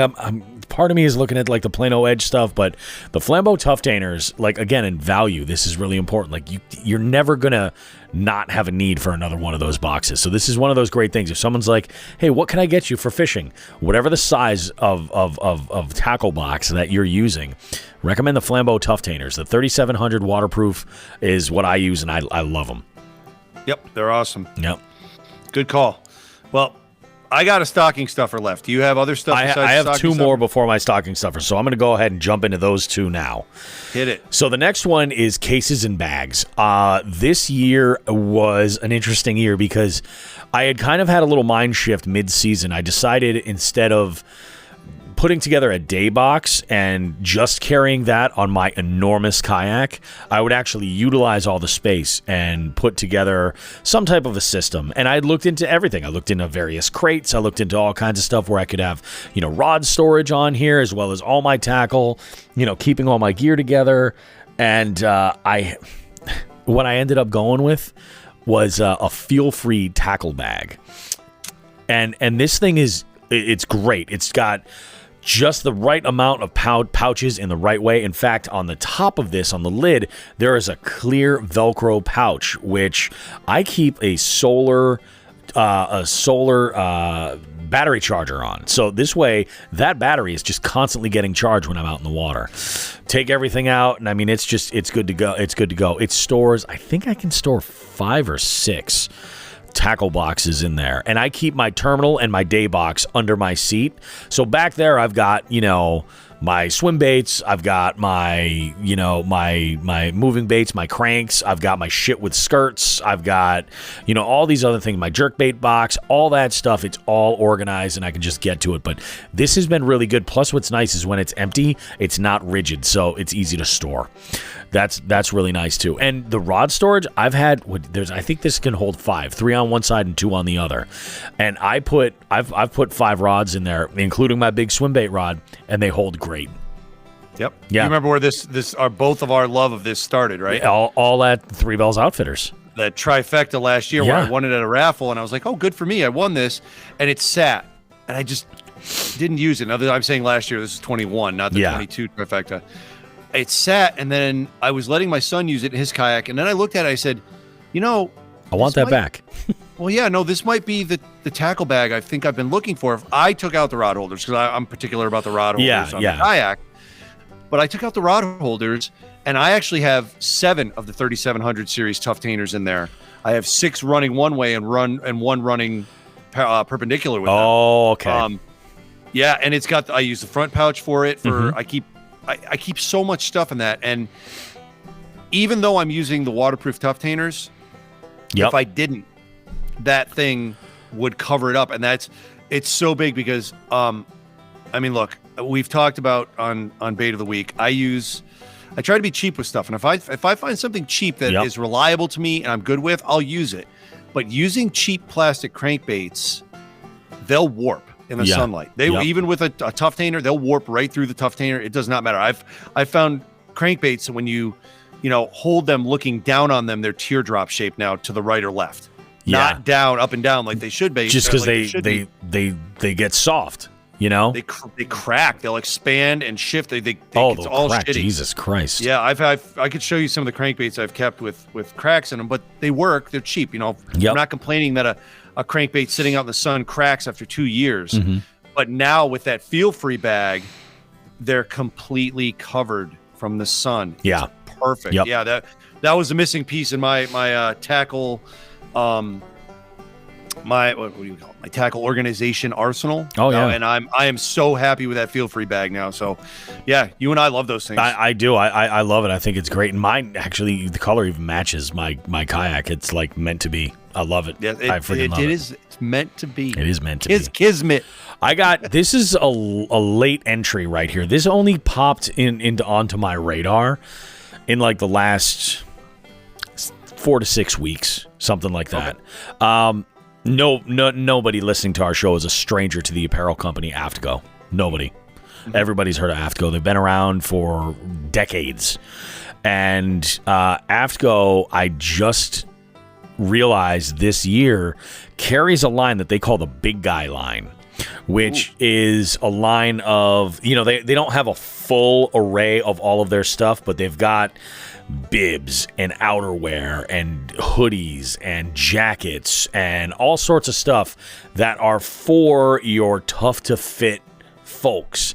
And I will say this about the Big Guy line, about Aftco in general: their sizing chart is amazing, because they'll show you a picture of the garment on somebody, and they'll say, this model weighs this much and is this tall. So you get a good idea of exactly what they're dealing with. And I got two items that I had recently gotten into and I love. One of them I think is an absolute must-have. The other one, the second item, is like just an honorable mention because I love it myself. The Aftco Reaper jacket, not the hoodie, the jacket. I needed to replace my inclement weather jacket. This is more for wind and light rain. But it is great because it's just breathable enough where you're not going to die in the thing, but it's also heavy enough where, you are absolutely going to block the wind. I was walking in the rain with this just to back and forth to the grocery store, out to my truck yesterday afternoon, and we had like torrential downpour, and I was dry underneath it. I mean, I wasn't out there that long. It's not going to keep you entirely dry. You got to be smart, but it's definitely a step in the right direction, but it definitely kills the wind, and that is huge. For those types of situations, it's awesome. It's got a hood. It's got waterproof zippers. It's got tons of pockets, lots of storage. I can't say enough about it. I really like that's the Reaper jacket. If you're looking for, what makes it the Reaper is that it's got the built-in face mask that's in the hood. You can pull that right over your head, and you've got coverage now over your face. It's just awesome. The honorable mention is a hoodie that they make that's called the Shadow hoodie. And the reason why I mention this is this hoodie is essentially a Reaper hoodie without that mask system. Why do I like it? It's got more neck space. It's a little bit wider, so it doesn't cover you all the way up. So you can kind of regulate a little bit better. It's got a massive front pocket that's got two little snaps that will hold it tight. So you could put soft plastics for days in here. I mean, it's like a kangaroo pouch, to be perfectly honest. It's enormous. It's warm. It's not cotton. It's fleece, and it's got a little light rain repellent. So it dries so fast. I like this. I will wear this is like my go-to hoodie when I'm running errands, or like just going out, or when I'm going to trivia and I'm like, I don't need a heavy jacket or something. I throw this hoodie on and I'm good to go. But and this is what my plan was for this past weekend. I used that hoodie as a mid layer, and then I put that Reaper jacket on over, and now I've got more insulation against the cold, and it's a very good thing. I didn't need that this weekend at all because the temps were so high. But so that for me is that the Aftco big guy line. If you're a hard to fit angler and you're like, I need a set of bibs, or I need a good set of rain gear or anything, this is something good to go take a look at. Check it out. It's well worth it. Now we got stocking stuffers. You want to go first? I'll go first. I'll go first. Stocking stuffers. I intentionally left this off of last year's. I had got mine in, I think, October or November of last year, and I wanted to live with it before I added it to the list to see if it was going to even make the list, and it definitely does. Mine is a very specific Leatherman. It's the Leatherman Wave Plus. The reason why I like it is it's got, thing is with multi-tools, like, it's all about, you got to figure out what tools are important to you. You got to look at this. And a lot of folks, there's a couple of models of Leatherman that people go absolutely nuts for. And I do think that the Wave is kind of in there somewhere. In the Wave, I've got pliers. I've got a can opener that I needed today. I've got scissors. I've got two different types of screwdrivers and a bit driver.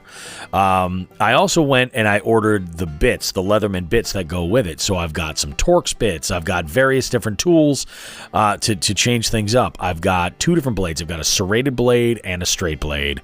I've got a file. I've got, of course, the pliers. And the nice thing, the Wave Plus has a removable wire cutter. So if you want to change out that blade, you can order a replacement blade and set that up. It is awesome. Is it a little pricey? Yeah, it is, but it's a Leatherman. You buy it once, you cry once. That's it. You're going to have it forever. Awesome. Well, to wrap this up, Bobby, wrap up our gift guide for the year, and to come back on some ground we just covered about injuries. Oh, okay. I recommend everyone pick up the actual name brand Band-Aid water block Tuff strips. I use those. Well, I don't know if you've heard me talk. I use those quite often. Yeah, apparently. I'm covered in them. I actually don't wear clothes. I wear these. And they're awesome, especially if you're on the water and you know how your hands get if it's raining, or if you're spending a lot of time where your hands are getting wet while you're out on the water. Even if you're running your frog all day, your right hand or your rod hand, your rod holding hand is going to get wet from the line coming off the braid. It happens. It's true. You get one little nick, one little cut, and with the soft skin, it's going to go a hell of a lot deeper. Totally. Why don't you have a Band-Aid on? I mean, I should have put my honorary mention with any form of liquid skin or super glue because I go through a lot of that shit too.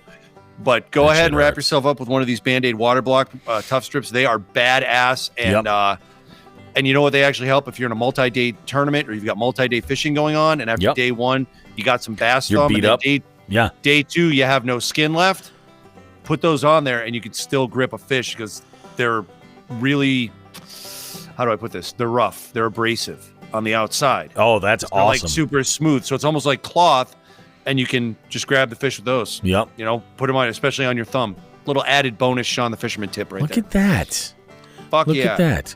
When your thumbs are so sore because you caught so many fish, you could put a little Band-Aid on there and you could be okay. It's a nice problem to have. It's a nice problem to have. One of these days, one of these years, you're going to come out to Minnesota with me, and you're going to look me dead in the face fucking on day 3 and go, "Can I have one of your Band-Aids?" Yeah, can I have one of the Band-Aids? And I'll be like, can you say that fucking louder so the world can hear us? I'm just saying, it's a nice problem to have. I'm not saying it's not a real problem, but man, it's, you know. Bring our particular brand of bullshit to Minnesota and see how they roll because they like it. True. It's funny. Becca and I talked about like places to travel, and she was like, I really want to go west. She's like, I just did the north to south, and I think I want to go west, and I want to explore more into Canada. And I was like, my short list is like Wisconsin, Iowa, Minnesota. For sure. Yeah. So weird. I want to visit such crazy places. My family wants to go to Japan, although I want to go to Japan too. Lake Biwa. Let's do this shit. Gang, bitch. Excellent. That was really good. So that is our holiday gift guide for this year, for 2022, for the angler in your life. If you're listening to this and you're like, damn, some of this stuff sounds awesome, how can I get my hands on some of it? Well, I am going to put together a little post on Instagram. We'll tag it with the gift guide with all those items that are listed, and you guys can go ahead and have at it. For our jig heads, you're kind of getting that information now, obviously listening to it now, and if you're listening to the show, by all means. In fact, in the description of the show, I think I'm going to just post some quick text of what all these items are.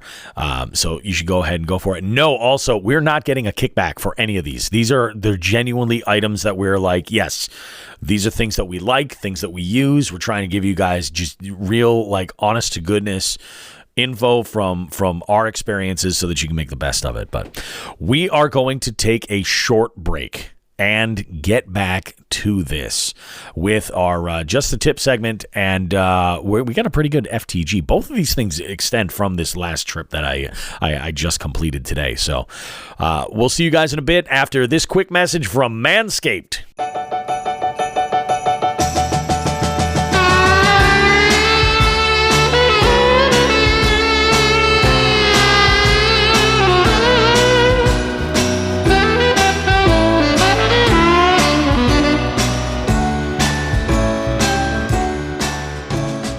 It's never too early to play holiday music. Wait, what? No, I wouldn't go that far, but it's never too early to start thinking about gifts. Whether it's for a friend or for the friends of your pants, you can make this a season to be jolly with Manscaped. Do your little drummer boy a favor and use the Lawnmower 4.0 to avoid another silent night in the bedroom. Then add in Manscaped's top-of-the-line shower products to have people thinking, all I want for Christmas is you. Santa cares about his sack, and so should you. Look nice when you get naughty by going to manscaped.com and use code JIGSandBIGS for free shipping and 20% off. Get 20% off and free shipping with the code JIGSandBIGS at manscaped.com. That's 20% off and free shipping at manscaped.com. And just using the code JIGSandBIGS at Manscaped, you get your jingle balls ready for the holidays.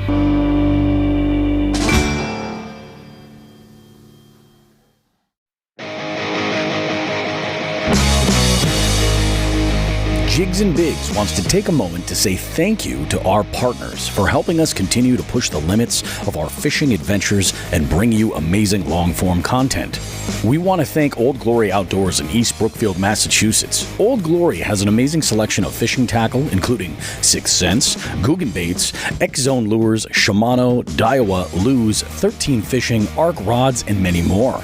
Use promo code Jigs and Bigs at oldgloryoutdoors.com and in-store to save yourself some money and support the show. For all your premium kayak needs, we partner with Three Bells Outfitters, located along Smith Cove in Niantic, Connecticut. Three Bells is your go-to location for kayaks and accessories from Hobie, Native, Bonafide, Jackson, Yakutak, Naqua, Boondocks, Burley Pro, and many more. Financing options are available to upgrade you and your kayak fishing experience. White glove delivery service is also available. Visit threebellsoutfitters.com for more info, and don't forget to tell them that Jigs and Bigs sent you. When it comes to high-quality polarized sunglasses, we've partnered with Torres. They provide stylish sunglasses in a variety of frames that are light and fit comfortably on your face. The polarization cuts glare and allows you to see the whole picture, helping you identify what's below the water's surface. They have a 60-day risk-free trial, lifetime warranty, and free shipping. Plus, you can save yourself 10% with the code JIGSandBIGS10 at checkout. Visit Torres.com to check out their selection. That's www.torege.com. Again, we cannot thank our partners enough for their support. Please consider supporting them and supporting the show in the same process. Thanks.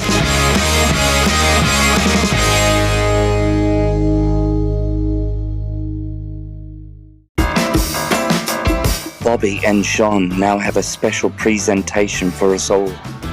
They'd like to give everyone just the tip. Thanks, Howie. Appreciate that, bud.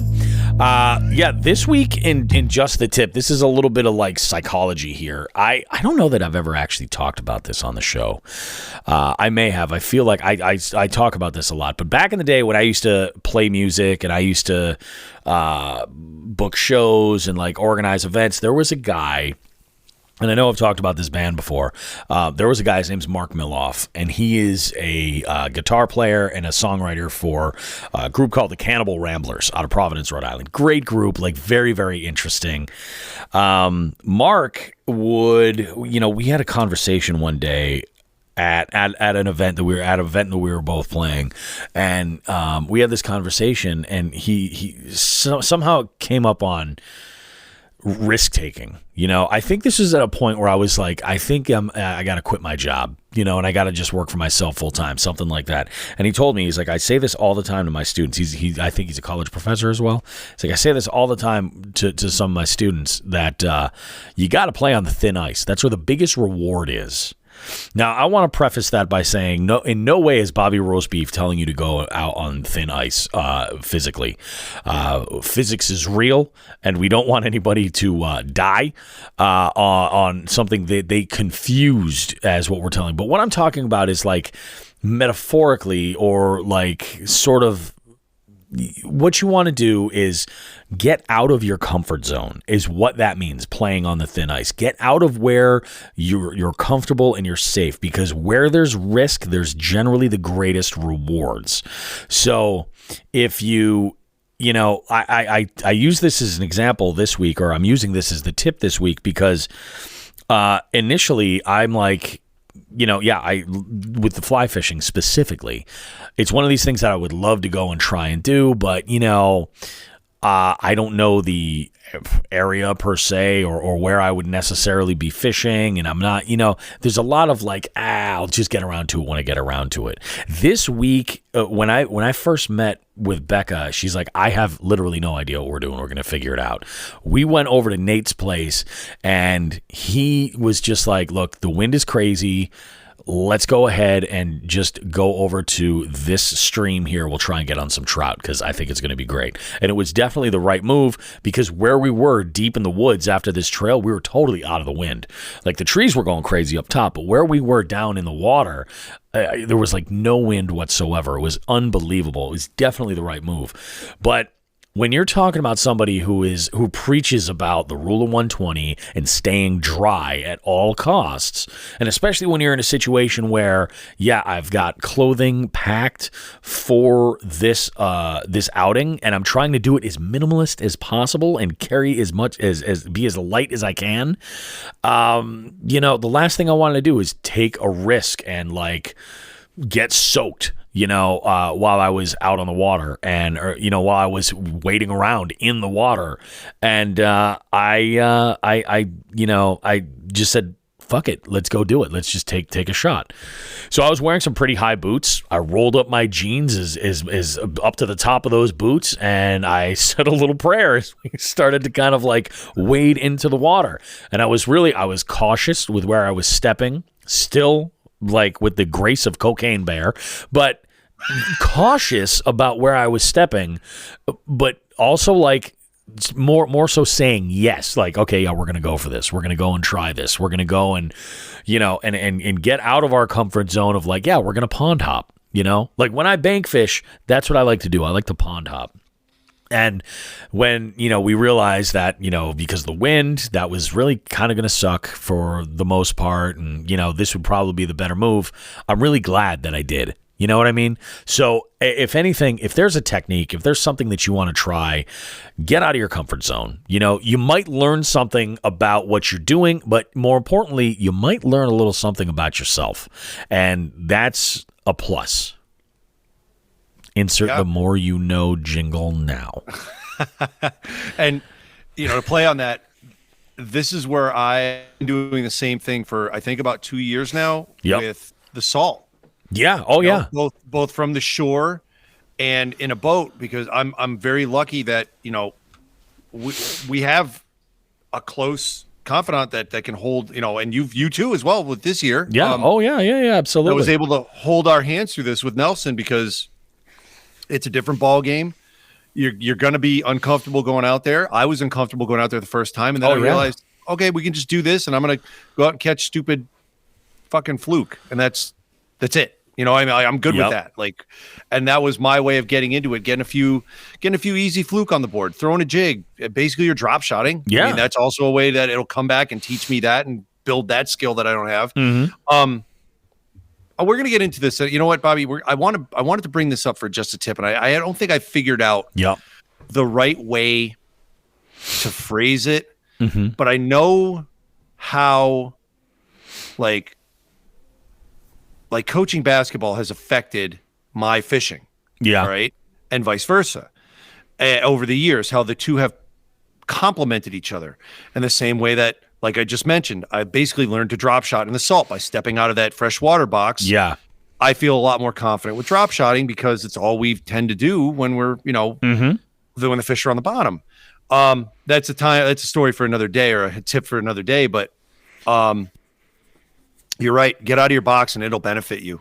You're going to see things in a different way. You're going to exercise different muscles, so to speak. Mm-hmm. And then when you come back to where you are comfortable, you might find a new use for the things that you've just learned. Yeah. It's challenging to do, it's not always the most comfortable thing to do, but try some. And I'm not saying that like, you're like, yeah, you know what? You're right. This is the time to start pegging. But, No, it is not, Bobby. No, I'm not saying that that's like, your where you want to start. I just had to throw that in there. I was perfect. But like, obviously be safe, but like test yourself, push those boundaries up. Let's not feed cocaine to the Kodiak bear, like something like that. You're going to say, okay, so this is maybe where the boundary is, but test those a little bit, take some risk. And with that comes reward. You like I said, you learn more about yourself. You're going to learn more about what you're capable of. And I think that's pretty fucking awesome, man. And none of us is getting any younger. So do it now. I think it is time to do something we haven't done in a bit.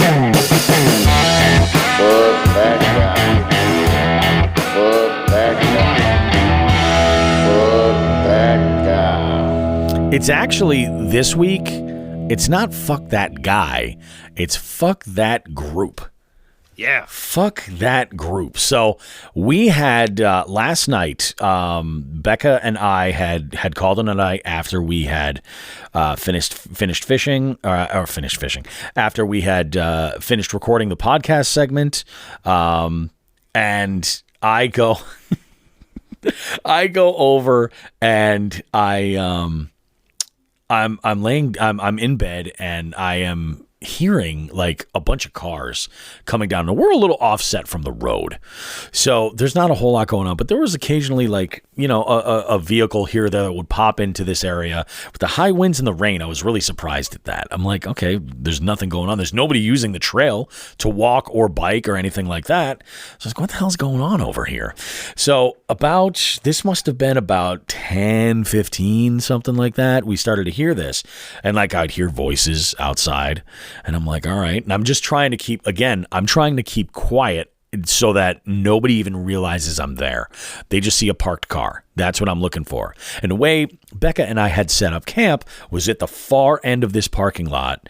She had parked in the spot up against the very last spot. We left an open area, and then I parked right next to it. And in between those spots is where we set up our cooking stuff, our table, like everything else. And like I had stuff that I couldn't store in the truck with me while I was in there sleeping. So I left all of that out in that space, like things like my cooler and my camp box that had all my, you know, pots and pans and stuff and everything else in there.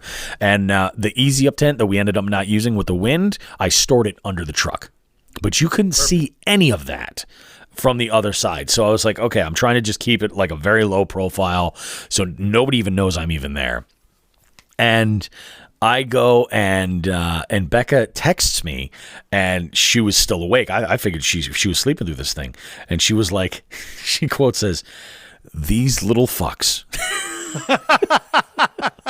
which I love. And I said, yeah, what the fuck? She goes, I am watching them like a hawk right now. And she's just like, she doesn't want to get fucked with. You know, I get it. I totally get it. And she does this shit all the time. So now I'm like, uh-oh, what's going on? Like, if she's rattled, really, she does this all the time. I'm like, what's happening here? So we're talking here, and I said, yeah, I'm kind of keeping an eye out, but I want to keep a low profile. I can't figure out what's going on. She's like, me neither, and I don't like it. I said, exactly. I said, I have a feeling that they're leaving soon. She goes, I heard one of them say, yo, Alex, let's go to the lighthouse. I respond and I say, oh, okay. I said, well, there's nothing interesting to keep them here, so they got to be moving along soon. And then somebody had drugs or booze at the lighthouse, apparently. And I brought this up. I was like, maybe it's like, I mean, this is you know, if you own a home in this area, you got some money. Yeah. Maybe it's a hooker situation. Well, we think that, but a lot of the people that live on Cape Cod throughout the year are not the ultra rich.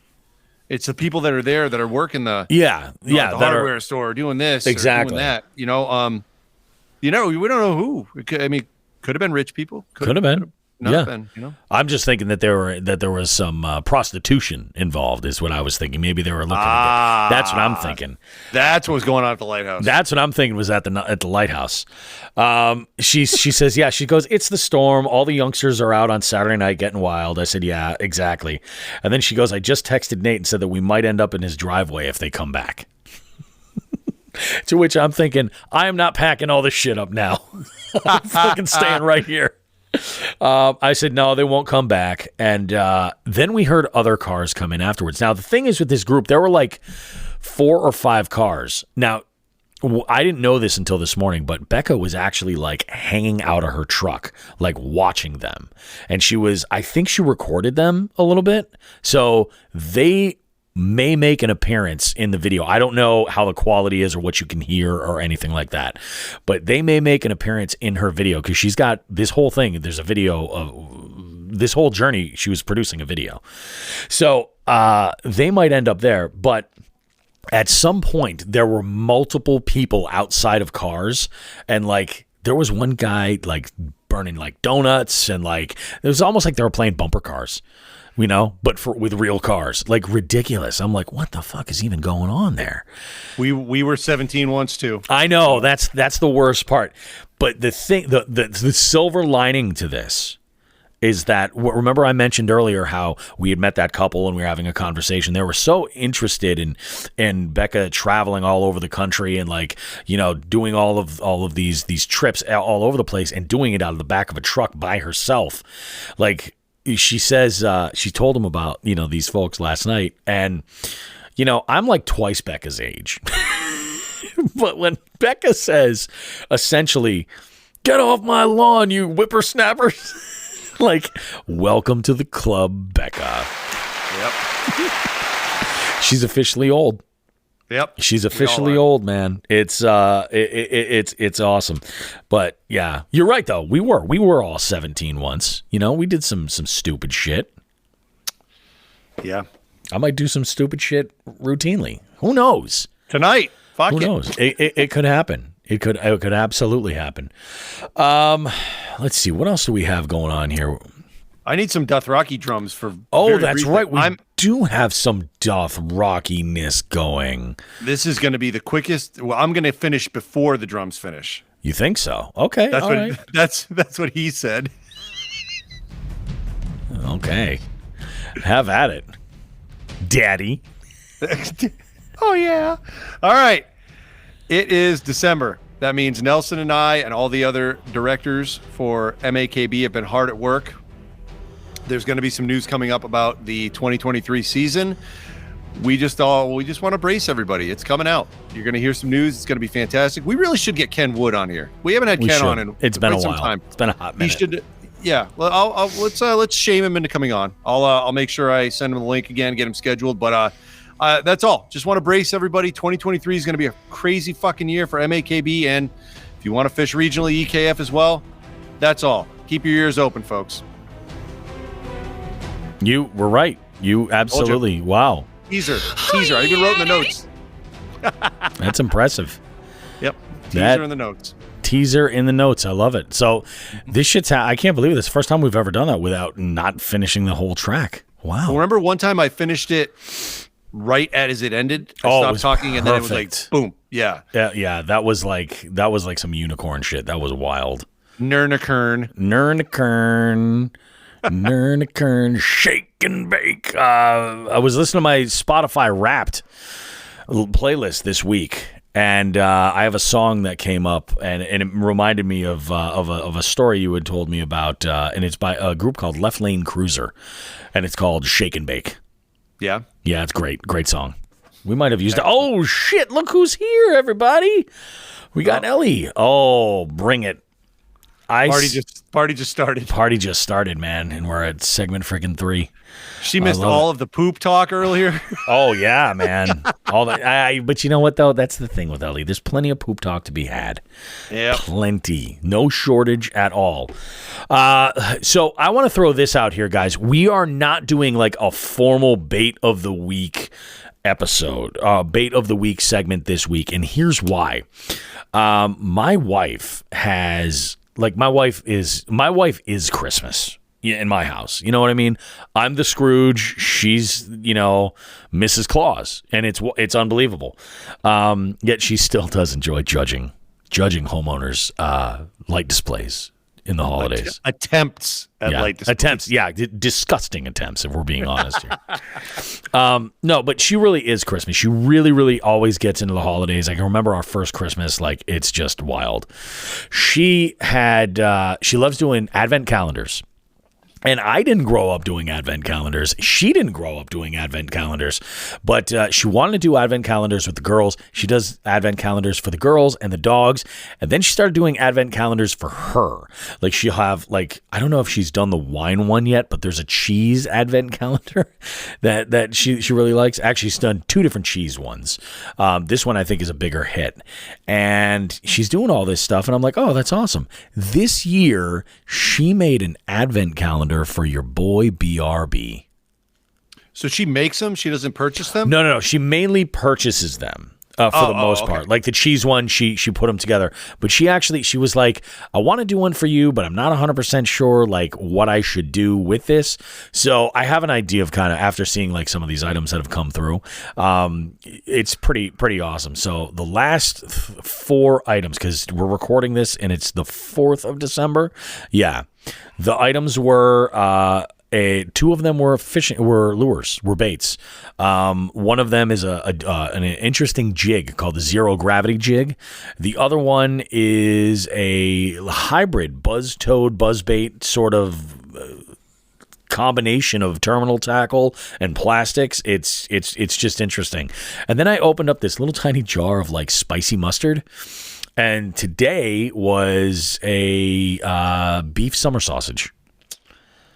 So it's interesting. I'm storing a lot of these things because they're going to come in handy, very, very handy. But the reason why I bring this up right now is, number one, I kind of want to give my wife some props for bringing a little Christmas spirit to this old SOB. But not only that, should we talk maybe about baits that we haven't used? Meaning things that are either on trend or things that we just stumble on. Because so far, Bait of the Week, the focus has been what do we have experience with and what do we think about it? And would you guys like to see the idea of us bringing in to Bait of the Week more of the unknown? And this would actually probably have a little bit more input from our jig heads, especially any of those that have experience with that. So if we're planning anything, I'm going to use the zero gravity jig as the starting ground for it, because this is what we were talking about in our pre-production meeting. With that jig, I've never fished anything like it. Shawn hasn't fished anything like it. It's a different sort of experience all around. But what I would probably do is throw a note in the Patreon feed of, hey, we're going to be talking about this lure soon. Anybody have any input on that? Here's when we're going to record, so you'd have an idea and could give us some info, or just throw it in the comments, and then we could take that information and share it with the entire listening audience. So let us know if you guys think that we should include Bait of the Week suggestions or specific baits that we're not necessarily experienced with, and just kind of have a conversation about them and include you guys. Help us help you, folks. Yeah, help us help you. Help us help you. That could be very interesting. I think that's going to do it for this segment right here, guys. We've got the one and only the OG Indiana boy himself, Mr. Rodney Swanson.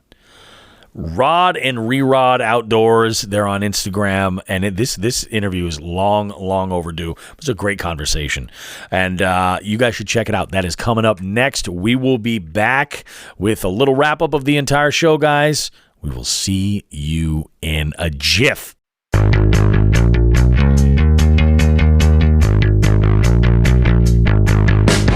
Jigs and Bigs is your favorite fishing podcast, right? Why not show the world how much you love the show while directly supporting us? We have men's and ladies' shirts, hoodies, and a variety of hats. We even have a waterproof outdoor Bluetooth speaker so you can listen to your favorite podcast while out on the water if you like. Check out jigsandbigs.com/shop to visit the store and gear yourself up. If you really can't get enough of this show, consider becoming a jig head and joining our Patreon. It's a subscription that gives you exclusive access to recording sessions that allow you to engage with us as we record the show. We also have some exclusive content there just for our jig heads, and even have some special promo codes. Space is limited, so join now at jigsandbigs.com. Finally, if you're local to our area in Western Massachusetts, consider checking out the Western Mass Fishing Report, posted weekly at northeastwildwoman.com. We have amazing contributors providing great content and info for local conditions and what's been going on and working recently. Jigs and Bigs, so much more than just two lightly roasted hippies trapped in the 90s arguing on the internet about fishing.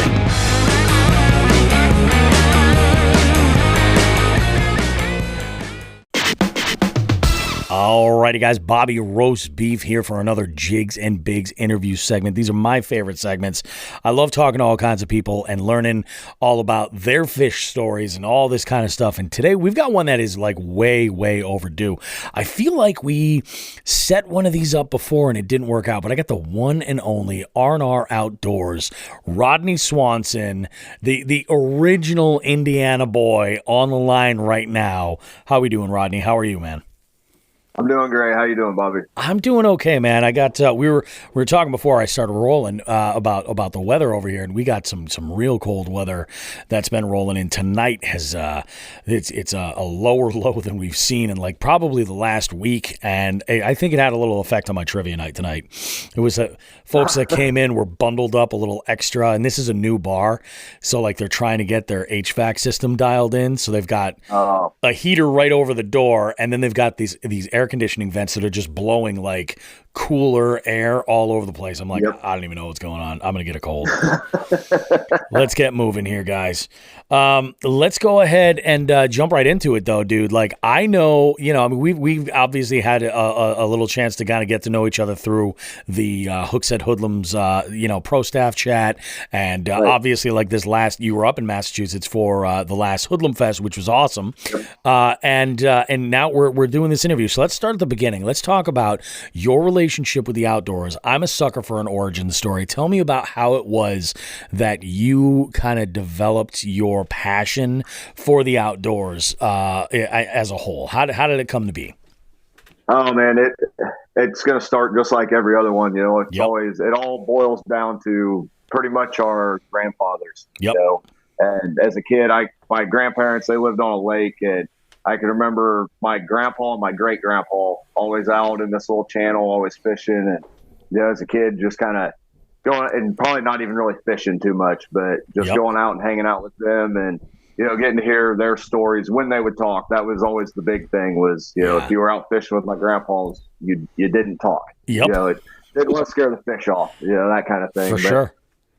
As I got older, I just kind of, it always stayed with me, probably into, I'm going to say my mid to late teens. I was always, me and my brother were always in the outdoors. We were always in the woods, building ramps for our bicycles or, goofing off. We've always been in the outdoors, but awesome. I did a lot of cat fishing, carp fishing with my dad and his buddies and stuff. And then just over time, from being a teenager into becoming an adult, priorities kind of change, and I kind of fell off.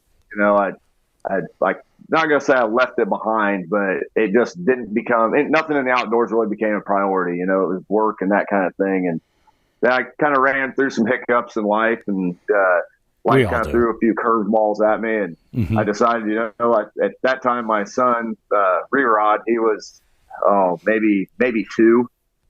I was like, man, it's time to pick a fishing pole back up, and we just kind of went from there. I seen the same spark in his eyes and the same joy for it that I remember having as a kid. So we just, it wasn't really so much just me as it was he kind of brought me back into it. Totally. I found my passion and love and enjoyment of the outdoors again. That's awesome, man. It's so cool that I don't think people give kids enough credit. Oh, absolutely. For like being able to, especially like with their parents, being able to like inspire them, like just by being kids, like it is awesome, man. And I'll tell you, dude, he cracks me up. Like when you sent over that video of his reaction, it's just dying. Oh man, he's got a personality that totally. It's explosive. His mouth is always moving for one. He doesn't know when to be quiet. So he's just constantly going.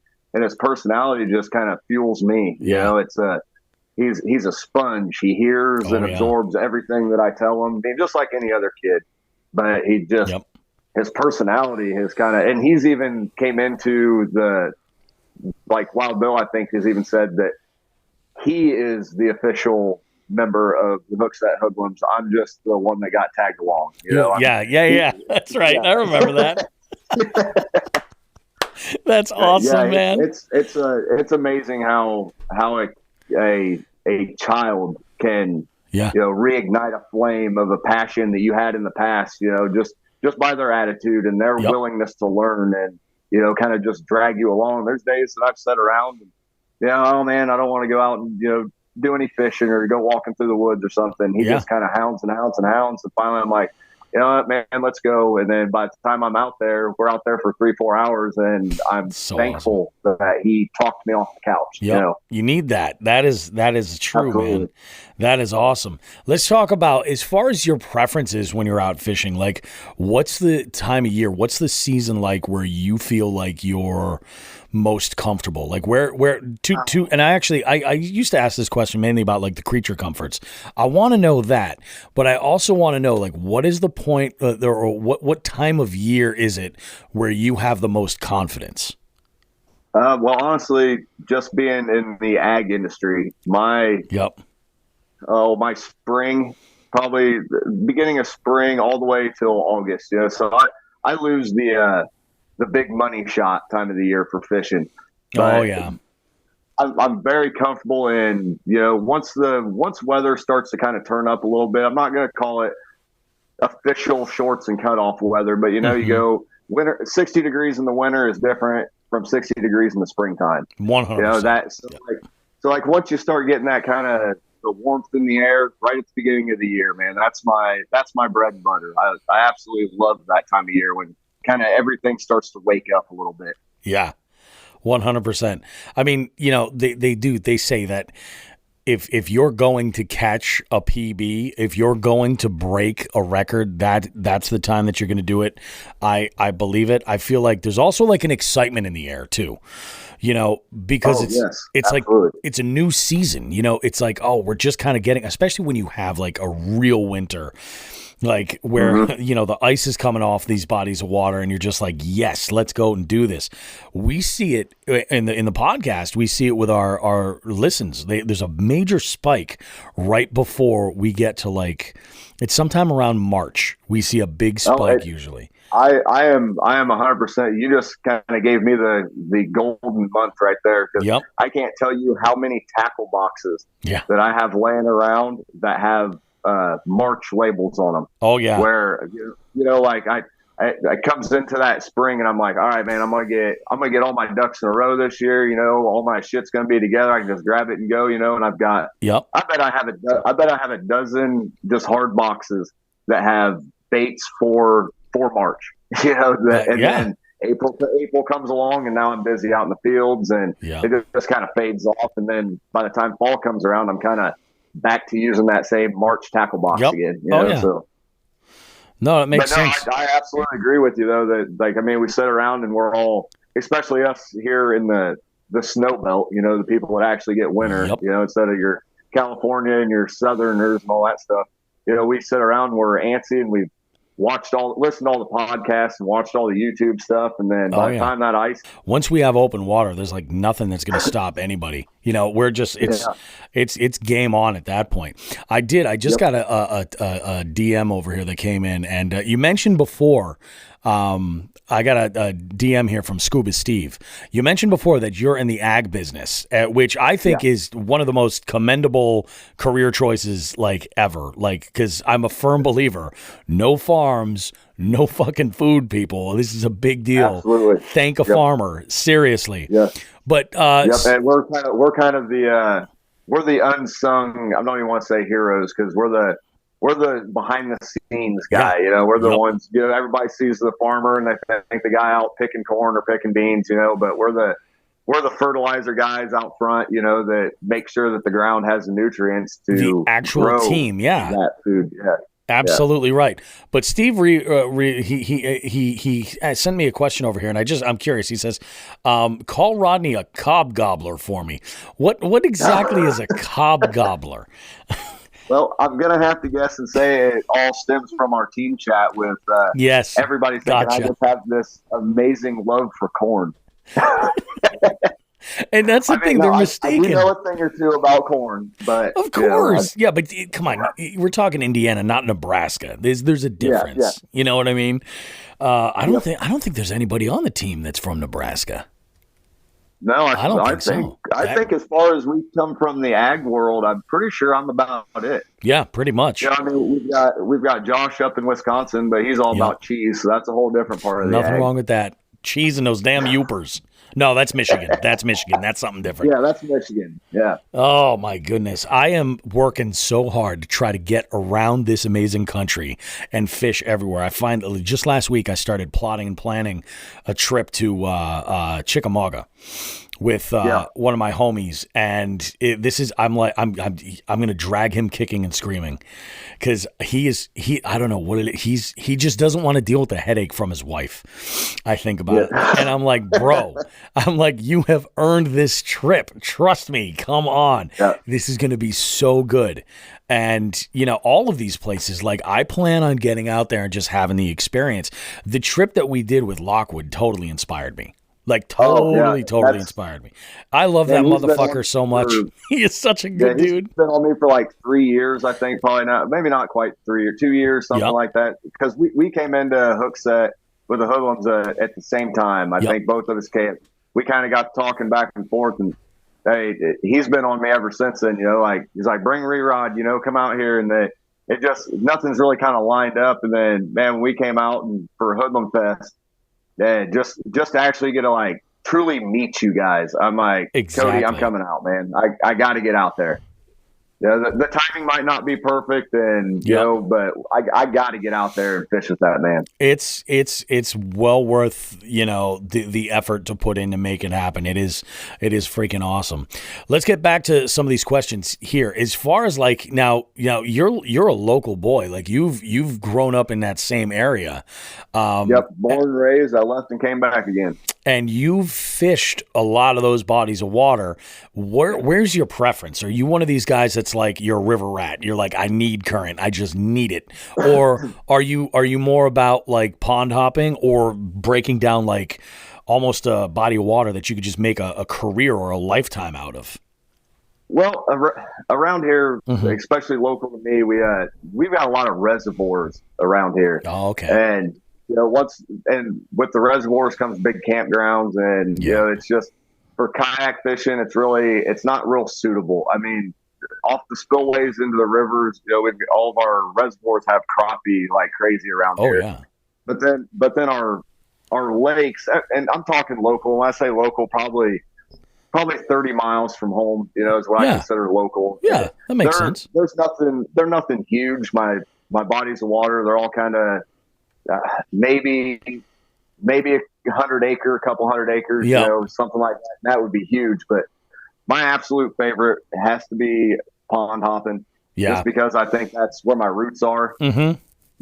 It's where I came from. It's where I learned how to throw bobbers. I learned how to use my first plastic worm in a pond, that kind of thing. And you're almost guaranteed to catch something. Yeah. But here of late, I'm going to say the last couple of years, man, I got on to smallmouth. Yes, you have. and man, I'm telling you, and I know what I'm getting ready to say right now is probably going to piss some people off, and it's probably going to be taken wrong. Sure. But I feel like with a largemouth, just about anybody with a plastic worm can catch one. I agree with that. With a smallmouth, man, when I first started trying to read rivers, I was doing it all by myself and really didn't have a hang of how to do it. I was doing a lot of research. Man, when you start targeting river smallmouth, it's a whole different thing. I guess it's kind of similar to if you take us rod and reel guys out and just say, learn how to fly fish. Yeah. It's kind of it's a whole different monster. And I love all fishing, but man, anymore river fishing has to be my bread and butter. That's awesome. Yeah, because you throw up a lot of picks with a lot of beautiful bronze footballs. Yep. And we've got some great smallmouth fisheries around here that I really didn't even know about. Whenever I went to the river fishing, it was always for catfish or carp. Oh yeah. I never even really thought about smallmouth until here just in the last couple of years. They are freaking special, man. They're not, you won't find them in every single body of water, but when you come across them, man, they fight like hell, and they're just absolutely nuts. It was the last outing I had where I caught any fish. I was out and I caught. There was posted that video about Bobby goes to Browntown. Yeah, yeah. And I caught that one smallie out of that small river, and I was floored. I was so excited. I saw that flash under the water. I'm like, this could be a sizable fish. This could be decent. And it was the biggest smallie I caught this year. And and I think I only caught 2 or 3. Yeah, I think it was only. Oh, and that's the thing too with smallmouth is like here I go. I'm going to compare them to like largemouth, but you get a 20-inch largemouth, and it's a good fish. I'm not taking anything away from a 20-inch largemouth, of course, yeah. But it's kind of it's right there in the middle, of a big fish. Man, you catch a 20-inch smallmouth, and that's an old fish. It's been in that water for a long time, and it is a fighting son of a bitch. Yeah, man, there's a reason it got that big. It's a smart fish.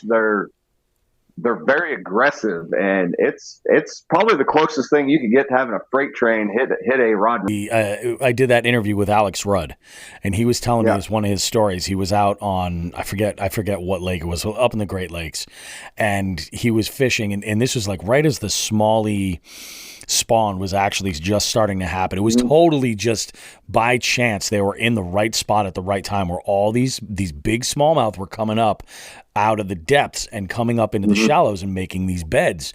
And he's like, within, a short period of time, you went from seeing like 40 or 50 smallies to now you were seeing thousands of them all over the place. And he goes, it was just amazing because like you would catch, and especially up there, like those bodies of water are so vast.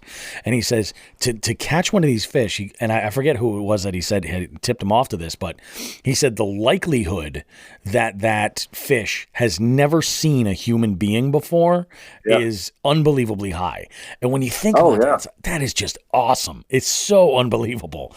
And like and that's one of them too, is like even going like wading in a river, and you sit there and you're trying to read upstream a little bit, and you're looking at these pockets, and you as a largemouth fisherman, you're kind of looking for those drop offs and the deeper spots, that kind of.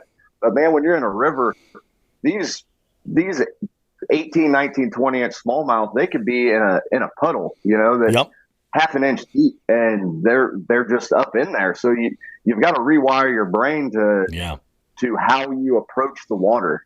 Just it's almost completely ass backwards of how we look at fishing lakes or ponds.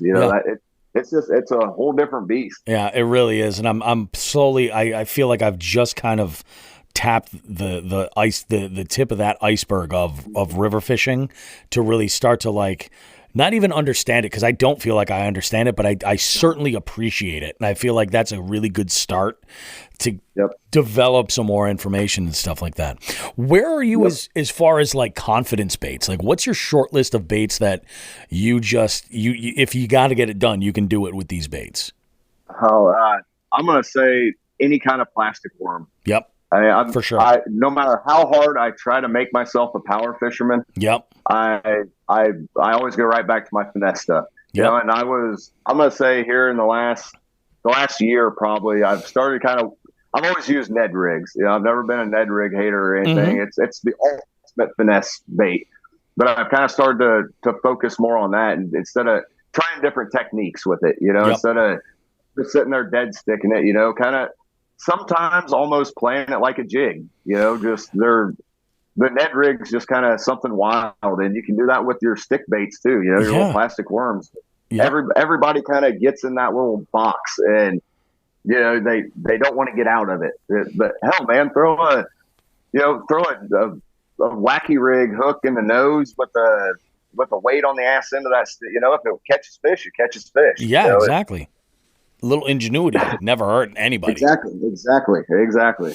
It's true. And I love that. I love that she said that too. It's like the different techniques with a Ned rig. It's like, it's same thing with jigs. When people have this idea that the jig is this mysterious bait. And I think ultimately the thing with a jig is like, if you're seeing a jig for the first time, you're like thinking there's no way a fish is going to eat this. Like this isn't fooling anybody. But the reality of it is that it's so versatile and it's so effective. a Ned rig is basically the same idea. I mean, you change out the plastic, and like if I'll take one specific Ned head I have in mind is a tungsten EWG that I like to throw. Yep. Usually like an 1/8 ounce, and when it gets real cold, I like to downsize to like a 16th. Or if they just want a really really slow drop, I'll make it a 16th. But I'll throw one of these, and I'll change up that same plastic. And what I'll find is if it's a really, really rough day, I'll be like, all right, so I'm going to grab this rod. This is what we're going to throw. And we're just going to play the plastic game. We're going to figure it out and figure out what the retrieve is. Is it on the bottom? Are we looking at the drop? Are we looking at, like I'll throw a small paddle tail and I'll swim a Ned rig. And it'll get housed. Sometimes that's just what they want, Yeah, and it like I said, it's one of those that you just kind of think out of the box on it. As long as you just realize that, man, sometimes I feel like we give these animals too much credit in the intelligence department. Totally. I get what everybody says, that the colors, and I understand all that, but at the same time, man, they're predators. They have one job, and I guess two jobs. They reproduce and they eat. Yep, that's it. So as long as you throw something out there that somewhat looks like something that it might be interested in, it's going to come up and at least test the waters, and maybe it tests the hook, and off to the races you go. Exactly. What do you think's like your biggest pet peeve when it comes to fishing? Pet peeves. I would have to say probably, man, I'm going to say not so much maybe gimmick baits, but like the gimmicky fanboy stuff. It's almost like you can't, and I'm not dropping any names. I don't want any haters, but the fanboy stuff, to where it comes back to, if you're not using this specific brand, then you can't. And I think YouTube kind of has created that monster to some point. But the piece of it, like the piece of fishing, I feel like is kind of disappearing. Yeah, because everybody wants to be the next Guggen Squad, or Kickin' Bass TV. Everybody wants to be that next thing. Yeah, and kind of not integrity is too big of a word, but the inner piece of fishing, I feel like is kind of slipping away. I could see that, like that whole, like almost like the escape, Yeah, exactly. Yes, that's a perfect wording. Yeah, I could see escape, that. They're just kind of going out and trying to, be with yourself for a little bit and just kind of relax. But everybody's so focused on content and all that stuff anymore, that I feel like it's kind of just pulling away from what fishing could still be. I'm not saying that making content's bad. I watch it. I'm doing it right now. Yep. Yeah, you're a part of it right now. Yeah, I'm part of it right now, and I make my own. So I'm not saying that it's that. I'm just saying I feel like it's kind of that content pressure. Has kind of taken a little of the shine off of, and that's just me personally. It's how I fish. I fish to kind of heal myself and heal myself, I guess. Just kind of go be by myself, the peace. I don't want to worry about my GoPro battery dying. I'm not worried about that. It's funny too, because there's like you look at it, and there are people who you look at like golf, and there are people who are just like, that's what it is. They go out to golf. They don't even really care about their game or how they're doing. It's just the going out and getting together with the guys and, playing, X amount of holes. And, that's really all they care about. It's more like routine. And then you have folks that are out there that are just like, they make that their personality. Oh yeah. And I mean, I am guilty of it when it comes to fishing. Absolutely. But and I mean, and like I said, it's not a shot at anybody. Yeah, I think everybody is to some degrry. It's kind of it's just, you got to find that balance point, man. Because where it goes from it's like any kind of hobby that you have. Once you start focusing too much on it, then it becomes a job, and then Next thing you know, yeah. you've lost your passion for it, and you don't have the drive anymore. And then you you hang up your fishing poles, and you're done with it. You know, you're just bored. No, I could definitely see that. I mean, you know, you see it too. Like, you know, people start. I see this all the time with beer. Mm-hmm. I don't mean drinking beer. I mean making beer. Making beer? Making beer. So they start out and they're like, yeah, so we're going to make a batch of, you know, an IPA and we're going to make this at home. And, oh, this is really good. And then all of a sudden it consumes their life for however long, like everything that they're doing. And like, you know, they go to a party and they're, you know, it's like they're oh, you got to try this. Let me know what you think. And it's everything kind of ties into that. And, and I've seen it where I've had friends of mine that are just like, yeah, I want to make this my career. And it wasn't the right move. You know what I mean? Like, they're just not the right person for it.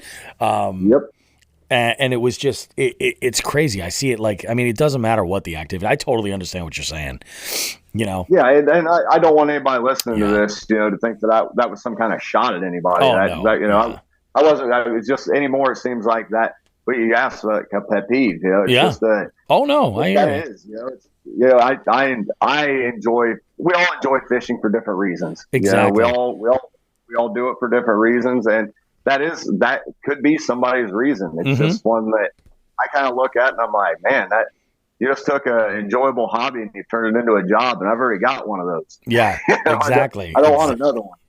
I love it, man.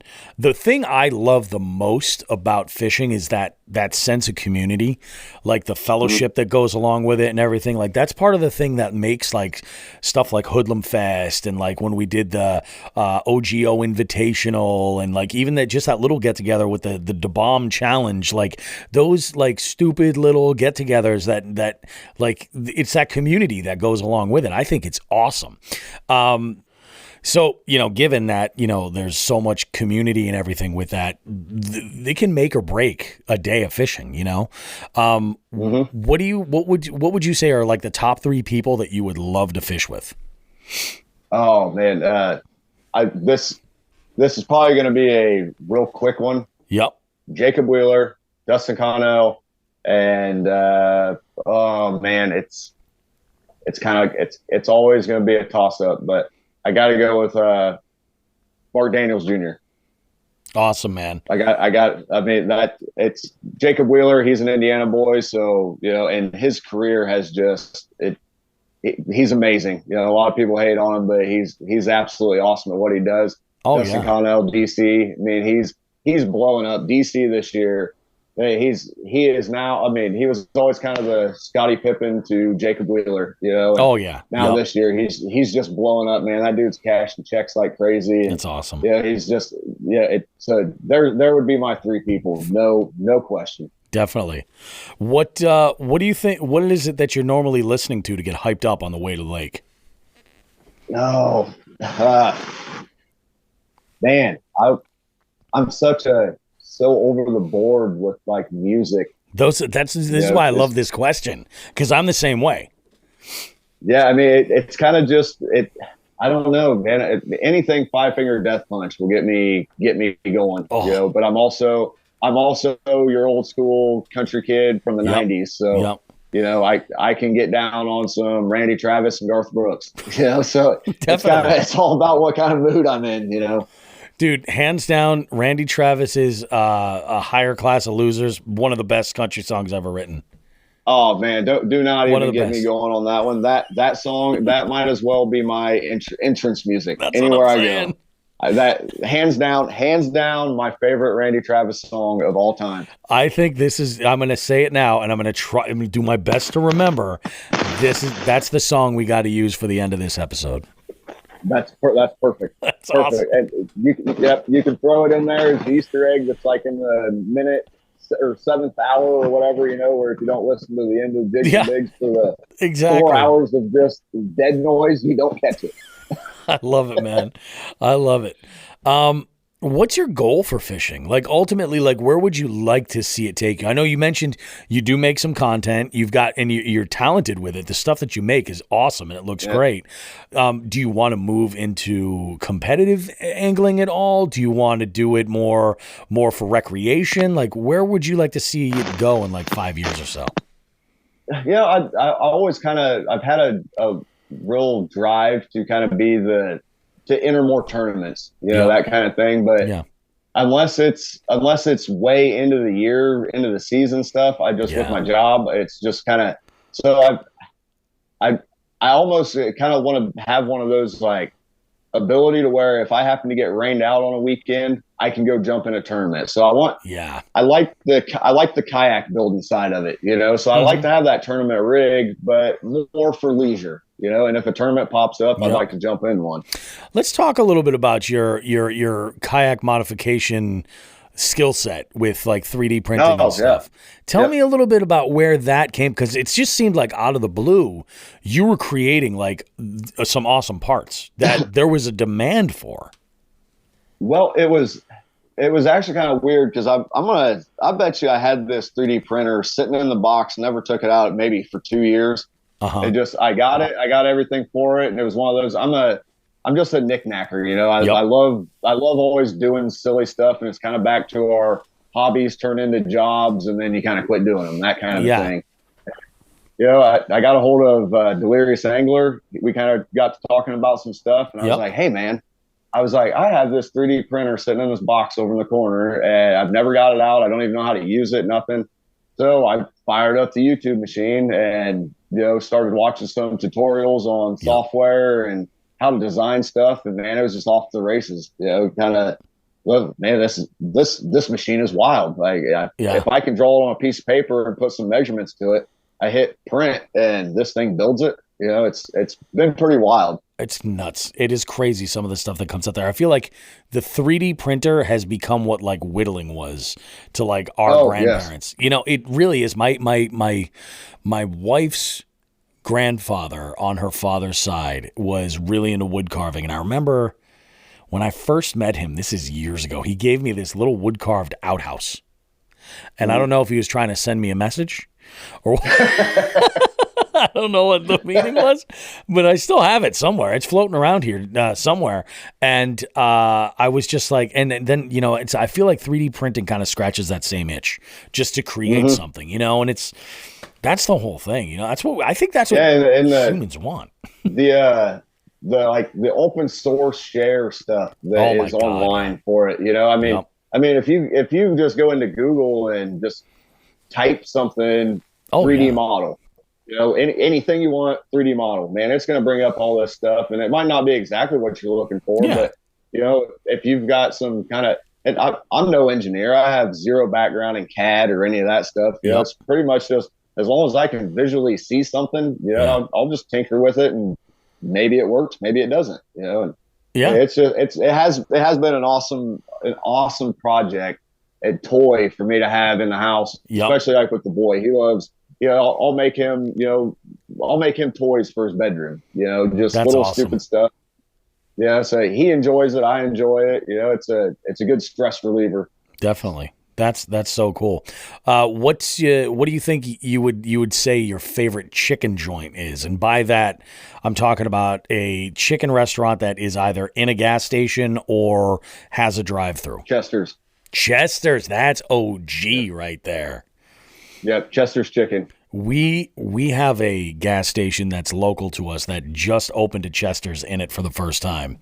And I didn't realize this, but apparently you can get like a box of gizzards from Chester's.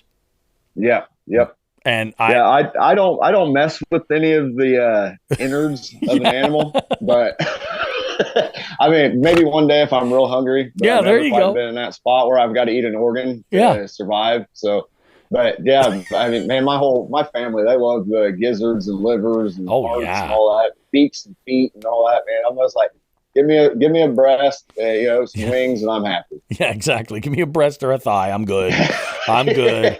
I have, it's wild. I just discovered that recently, and I'm like, I gotta pop in there and see because there, I mean, your boy, I don't know if this might be a secret to a lot of our listeners, but your boy likes to eat. I don't know if Bobby, this out. you bring up gizzards, and if you have any kind of cooking expertise in you, I may just slide you some information to where you can make some gizzards at home that you will never eat gas station gizzards again. I might, if you send me this information, I might put this together, and I might make gizzards for Becca and I while we're doing our truck camping outing. Yep, I'm telling you, man. I might not eat them, but our family collectively, we can make some mean gizzards. Oh yeah. I may just. I'm hoping nobody in my family's listening to this right now, but I may slide you some information to hook you up on some gizzards. Chester's is like that OG, like gas station chicken spot. They've been around forever, and I feel like it's often slept on. In fact, we only had one other person who's ever said Chester's, and it was my dad. See, it was my dad. Great man. mind. Yeah, I'm freaking awesome. I love that, man. Have you traveled? Well, I guess in a way you kind of have for Hoodlum Fest. Traveled just to fish. Hoodlum Fest this year we went out, and then last year for my birthday I went up to northern Michigan, salmon fishing for my birthday. Wow. And that's awesome. We got rained out. It was an awesome day. Sure. It was the first time. It was the first time I've been on that big water. Yep. To actually go fishing, and the guy that took us out was a friend of a friend, and awesome. He had this big day planned for us, but the weather just didn't cooperate, and I think we ended up with like maybe 6 salmon that day. It was awesome. It was definitely a different experience to be on a boat like that. I've never been on anything chartered before, so the sit and wait, let the guy do the work, and then when he says get the pole, exactly. That was hard for me. Yeah, but it was still an awesome day. Other than the fact we had torrential downpour, but that's can never count on. And then coming out to you guys there for Hoodlum Fest, that was that right there is probably right as of right now the top of my traveling to fish moments right there. What would you say is next up on your bucket list of bodies of water you would love to fish? I want to get up to like up in Josh's world up there in Wisconsin, Minnesota, up there. And I'm with you. I mean, I want to get up in there and just kind of, I feel like just looking at a map, man, you throw a rock and you hit a different body of water. Oh yeah, Wisconsin and Minnesota. It's like the promised land for an angler. Yep. And I've got a buddy who he goes out to, I believe it's one of the Dakotas, North Dakota, maybe every year. And he goes out and does a bunch of ice fishing out there for walleye. Oh, and right. I'm not an ice fisherman. I'm not real big on getting on the ice. I'm not a fan of it, but that's kind of something that's like, man, if I could get out there on some ice that I'd feel safe pulling a 18-wheeler next to me, maybe that I could get kind down of thing. on that. Yeah, exactly. Yeah. Exactly. We just don't get ice like that around here. So I've never really kind of had that experience to go out and, you've got multiple feet of ice, underneath you. Yep, exactly. And that's the thing. There's something to be said about that. Like, I ice fishing is one of those things I have a big respect and fear about. Like I know plenty of people who are just itching to go the second that it always just drives me bananas when I see people go out on the ice that is just so clear that you can just see straight through it. Oh man. Oh my God. Gives me a panic attack. Yeah, it really kind of does, man. I'm like, wow, I don't know about that. Yeah, I mean, each their own, and I'm assuming that the people that jump out on ice like that have been doing it for years and years and know what they're doing. But oh yeah, man, if I can see the fish underneath the ice, you best believe my ass ain't getting out there. Yeah, I weigh 130 pounds soaking wet, and I'm still not getting on that ice. I know, man. I weigh more than twice your weight, and I am the same way. So if you're not going out there, that's the thing. It's and I remember back in the day, being a kid and seeing going out ice fishing with my folks, and there'd be someone out there with a pickup truck on the ice, and it was winters were different there, and it's it's not every winter. I think locally you're going to get that same sort of thing. I mean, you go up into northern Maine or something, different story, like that is something else up there, but I don't know. I would like to try the ice fishing from an ice a shanty. I really would. Yeah, if I could find something around here localish that had kind of one of those little ice fishing shanty towns on it, you know, where I could definitely those guys have. I could get down on that, you know, where I could go into a little house and you know I feel like I'm in a camper instead of on ice, you know. I could get down on that, but as far as going out and freezing my balls off fishing over a little hole, I'm not doing it. Just not doing it. It's freaking bananas, man. What about like when you're going out? What's your general like rod and reel arsenal look like?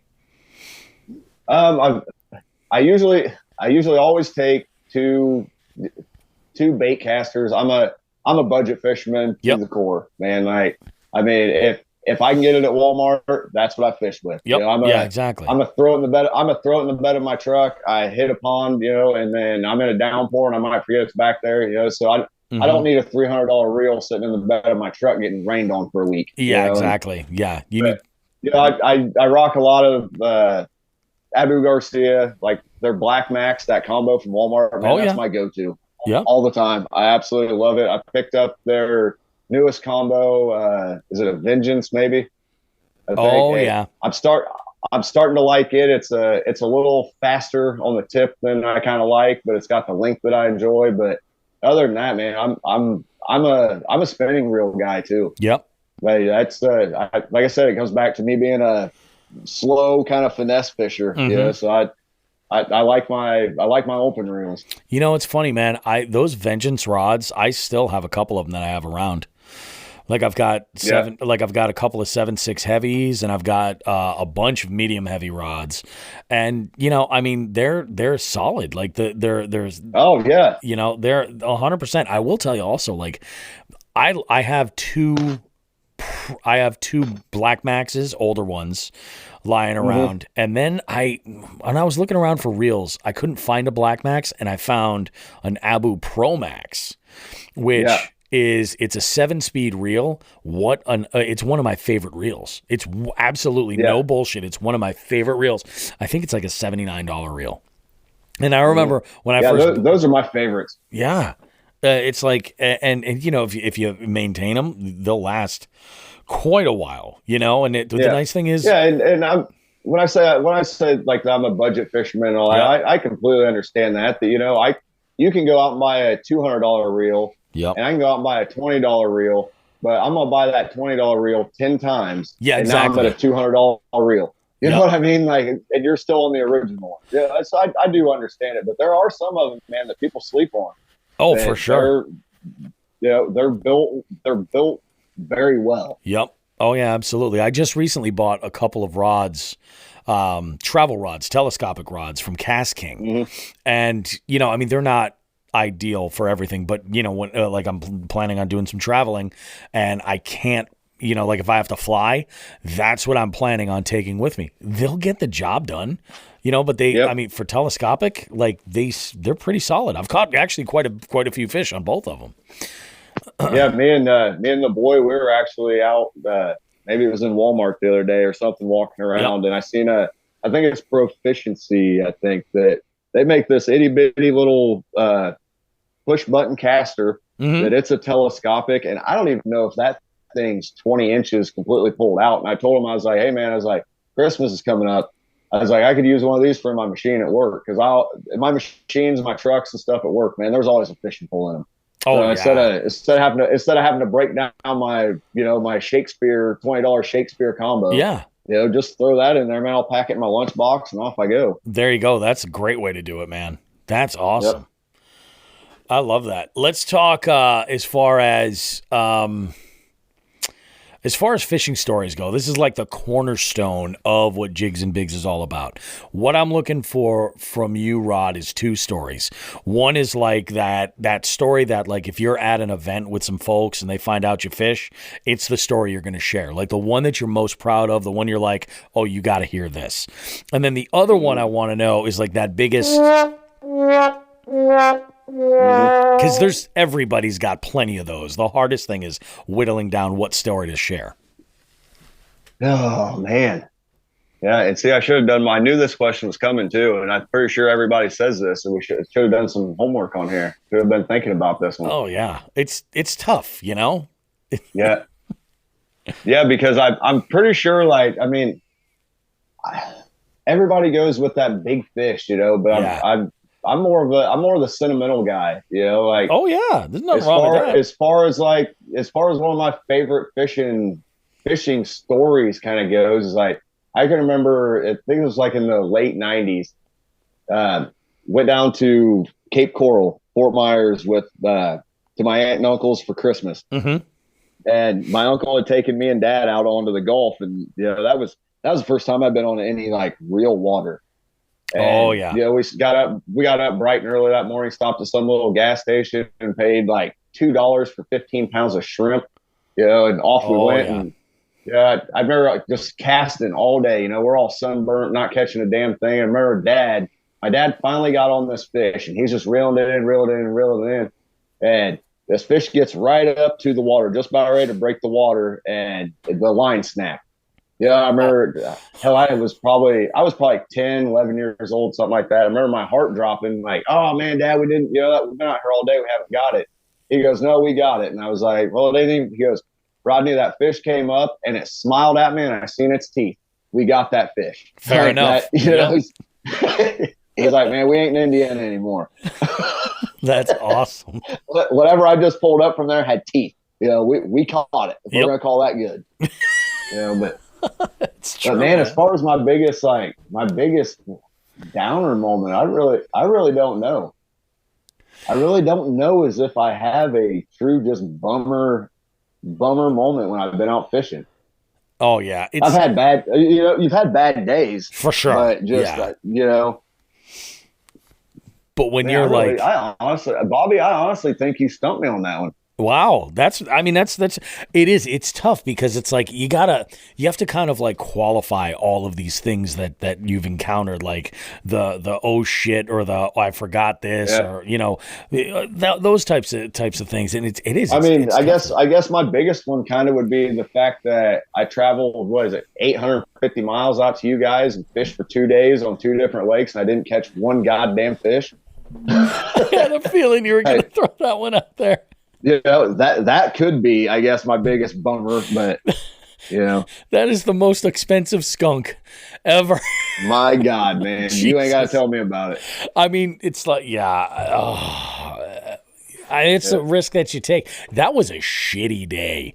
I mean, oh man, it was rough. That was a tough. It was a tough weekend. I only fished the first day, but wow, my God, that was just brutal. Absolutely freaking. It was very, very rough. Like, just to get out there and like, granted, I don't know anything about these bodies of water. I was borrowing a kayak from Delirious. I think Gravy Fishing. He gave me some rods. Butcher gave me some rods. I stopped at it once I got off the plane and got my car rented. I stopped at a Walmart and just grabbed a handful of baits. Yep. And just knowing that I didn't know anything about these bodies of water, and I was just there more to shoot the shit with everybody than I was actually really fish. And that was really the win right there.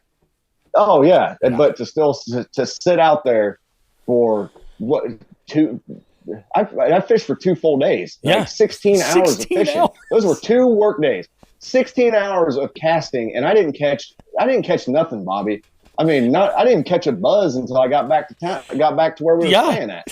I didn't catch a damn thing. Nothing. What a ragtag like group of people. Like, it was crazy, man. I went up into that river. Like, I went up, like, you and I crossed over where there was like a bridge. Yeah. And I decided I was going to give it a go and try and make my way up there. Well, I managed to get up there. I catch up to Shawn and Derek, and they're at like this giant beaver dam going across the river, pulling, like yelling about there being no rules and this is Vietnam and like all kinds of shit. So then I turn around and I come back. I see the bearded angler. I see Joe, and he's in that crazy Jackson pontoon, and he's like the pedals, or it's a weird sort of, because he's so tall, like it's awkward to pedal something like that, and he's got a paddle, and he's like an old, like he's in Venice, like in a gondola. He's just and then, I mean, what was it? Oh God, it was just absolutely nuts. I don't think there were any real quality fish except for what Andrew caught, because I mean, let's be honest. Andrew is and then the Zach even there Morris the of next catching day, fish. Yeah. where'd we go that next day? Quaybog or Quobog or something, whatever. And Bill right out of the gate caught that big one. Oh you know, yeah. but I mean, it wasn't was a just grind. me. It was everybody. Yeah. You know, it was rough water for everybody. It definitely was. It was ridiculous, man. But it was a lot of fun, and we're going to be doing more of that. We actually, Shawn and I have been throwing around some ideas so we can do something that's really nice and clean cut. Just boom, bang, just square off a weekend. No holiday weekend stuff. Because that was insane, but man, it was a blast. Do me a favor, Rodney. If listeners want to find out more about you and also like about your as far as the 3D printing for yak parts and stuff, give folks an idea of where they can find you and reach out if they have any questions. Right on. On Instagram, we are r.outdoors, I believe, R&R Outdoors, and then our other Instagram page is yak.3D.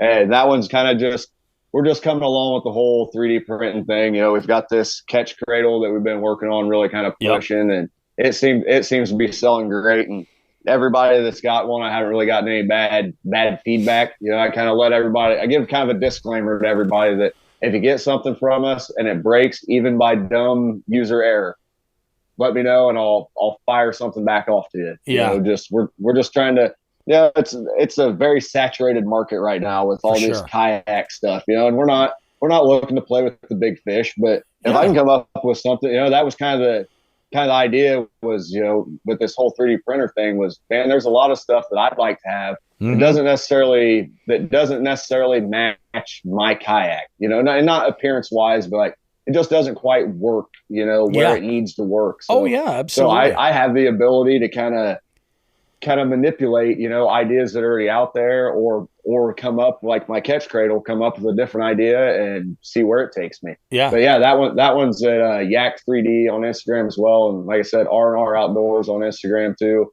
And on YouTube, also R&R Outdoors. We got a handful of videos on there.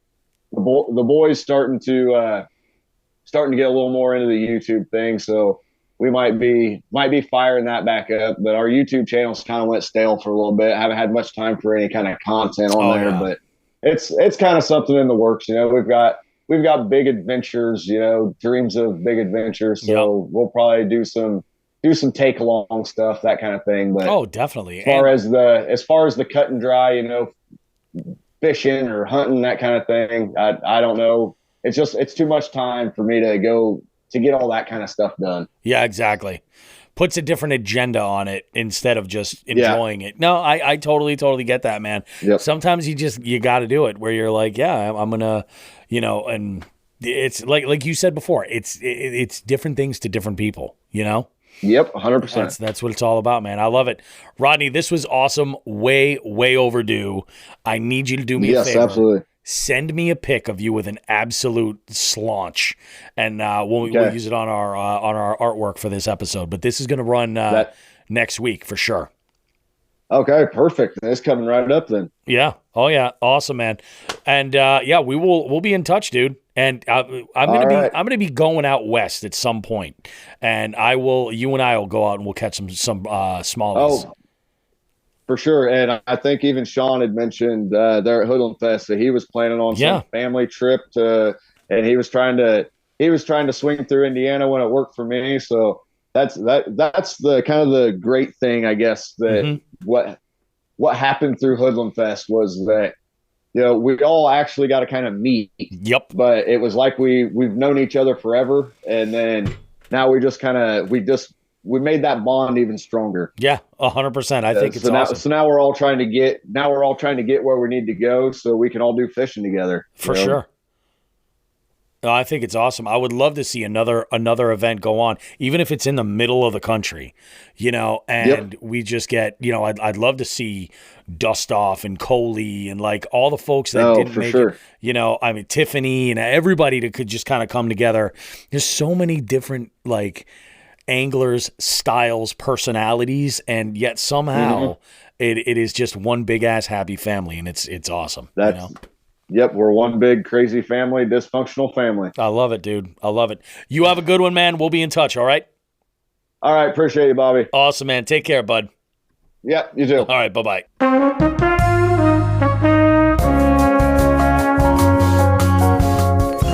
Oh, yeah. That's how we do it. That's how we do it. Good interview with Rodney. It was awesome talking to him. It was, this was an interview also that, like, we wanted to record at Hoodlum Fest. And it was there was so much shit happening with Hoodlum Fest that there was no way to make that a possibility, which kind of sucked, but we got it nailed down. Like, we nailed it. It's all good. So I'm psyched for that. This is what I think we should jump into now, because we've got Ellie in our comments over here in our with our Jighead exclusive live feed here, and she asks a very important question. She says, "Is Die Hard a Christmas movie?" Yes, it is. It is a Christmas I would agree. movie. Look, Yeah. if you got movies, if there's a movie, no matter how violent, and it's got Christmas trees and it's set from any time in December through the first, through the New Year, I'm fine with that. Yeah. You know what I think is a Christmas movie that I watch every year around that time, What's that? which is Horrible Trading Places. Oh yeah, I would say Trading Places is a Christmas movie, because, like, the whole thing is that Christmas plays an element. Like, Christmas trees and decorations are part of the set. Gremlins is a Christmas movie. Yep. Yeah. Even though people watch it on Halloween, Gremlins is a Christmas movie. I'm down with that. Yeah, Gremlins. I can agree with that. I can agree with the Christmas movie aspect of that. Yep, definitely. There's people who are just like, I don't get it. And then, like, now there's this movement in society where people have, like, the ugly sweaters, and it's like the Die Hard, like, you see, like, the tower, and everything. It's awesome. I'm like, I can get down with that. That is awesome. And then she also jumps in and says, top 5 Christmas movies of all time. All right, let me jump on that. While I'm writing that down, at least my top 5. Yep. I see that just off topic, because we're going to use segment 3 here as I know. fucking around. Fish in the Sticks has questions about Andor. Hit me with them while I'm writing my top 5 Christmas movies. Let's go ahead. Yeah. And while you're writing those, I'm going to go off the cuff, like, in no particular order, what mine are. I'm not into classics for, like, Christmas movies. So, like, all that other, like, Christmas animation stuff, the stop motion stuff is not my bag. I will say this, though, that the Christmas movies of my generation, National Lampoon's Christmas Vacation is among that top 5. I would also say that I put Die Hard in there, because I love the original Die Hard movie. I always have, and I would put that in there. Home Alone is 100% in there. Elf, I love Elf more than anything. And what else? What would I give that last spot to for favorite Christmas movies? Oh, man. Oh, no, I am going to throw a classic in there. The original A Christmas Carol. The original with, like, the real shitty effects for the 3, Christmas past, present, and future. Like, yeah, like that was that. I remember watching that one as a kid and being like, yes, that is awesome. All right. I've got 4 that are definites here. Okay. You and I have one crossover. Okay. I might just go with no, I've got to have more. I've got to. There's got to be a 5th. Damn it, Ellie. You guys go ahead and list your top 5s too. And if you can't, do them all in one comment. You don't have to do them in any particular order, but go ahead and drop your top 5s too. See, that's the thing. It's like I started naming them and I'm like, oh shit, that's right. Yeah, there's a lot of holiday movies that I just love. And I like a lot of the comedies, but I'll tell you, like, one that I don't love is Bad Santa. I haven't even seen Bad Santa. Oh, wait, hold on. I was looking for it on Netflix the other day to watch it. I was trying to actively watch this fucking movie. It's just like, I mean, it's a decent movie, but, like, I don't know. It's just, I don't know. I just, it doesn't really do much for me. And it's not as, like, something I'm going to watch over and over and over again. the Santa Claus movies with like, you know, Tim the Toolman Taylor and that crazy plastic beard and shit. It's weird. You know what I'm actually looking forward to watching, and I think might get into this rotation depending on how insane it is? What's that? Violent Night. Oh, I gotta see that. Yeah. Yeah. Maybe we have movie night one night. That might be a thing, dude. Violent Night, Cocaine Bear. Well, those are 2 nights because oh yeah, definitely. I'm sure Violent Night will be done with its run. Let me think. What other Christmas movie?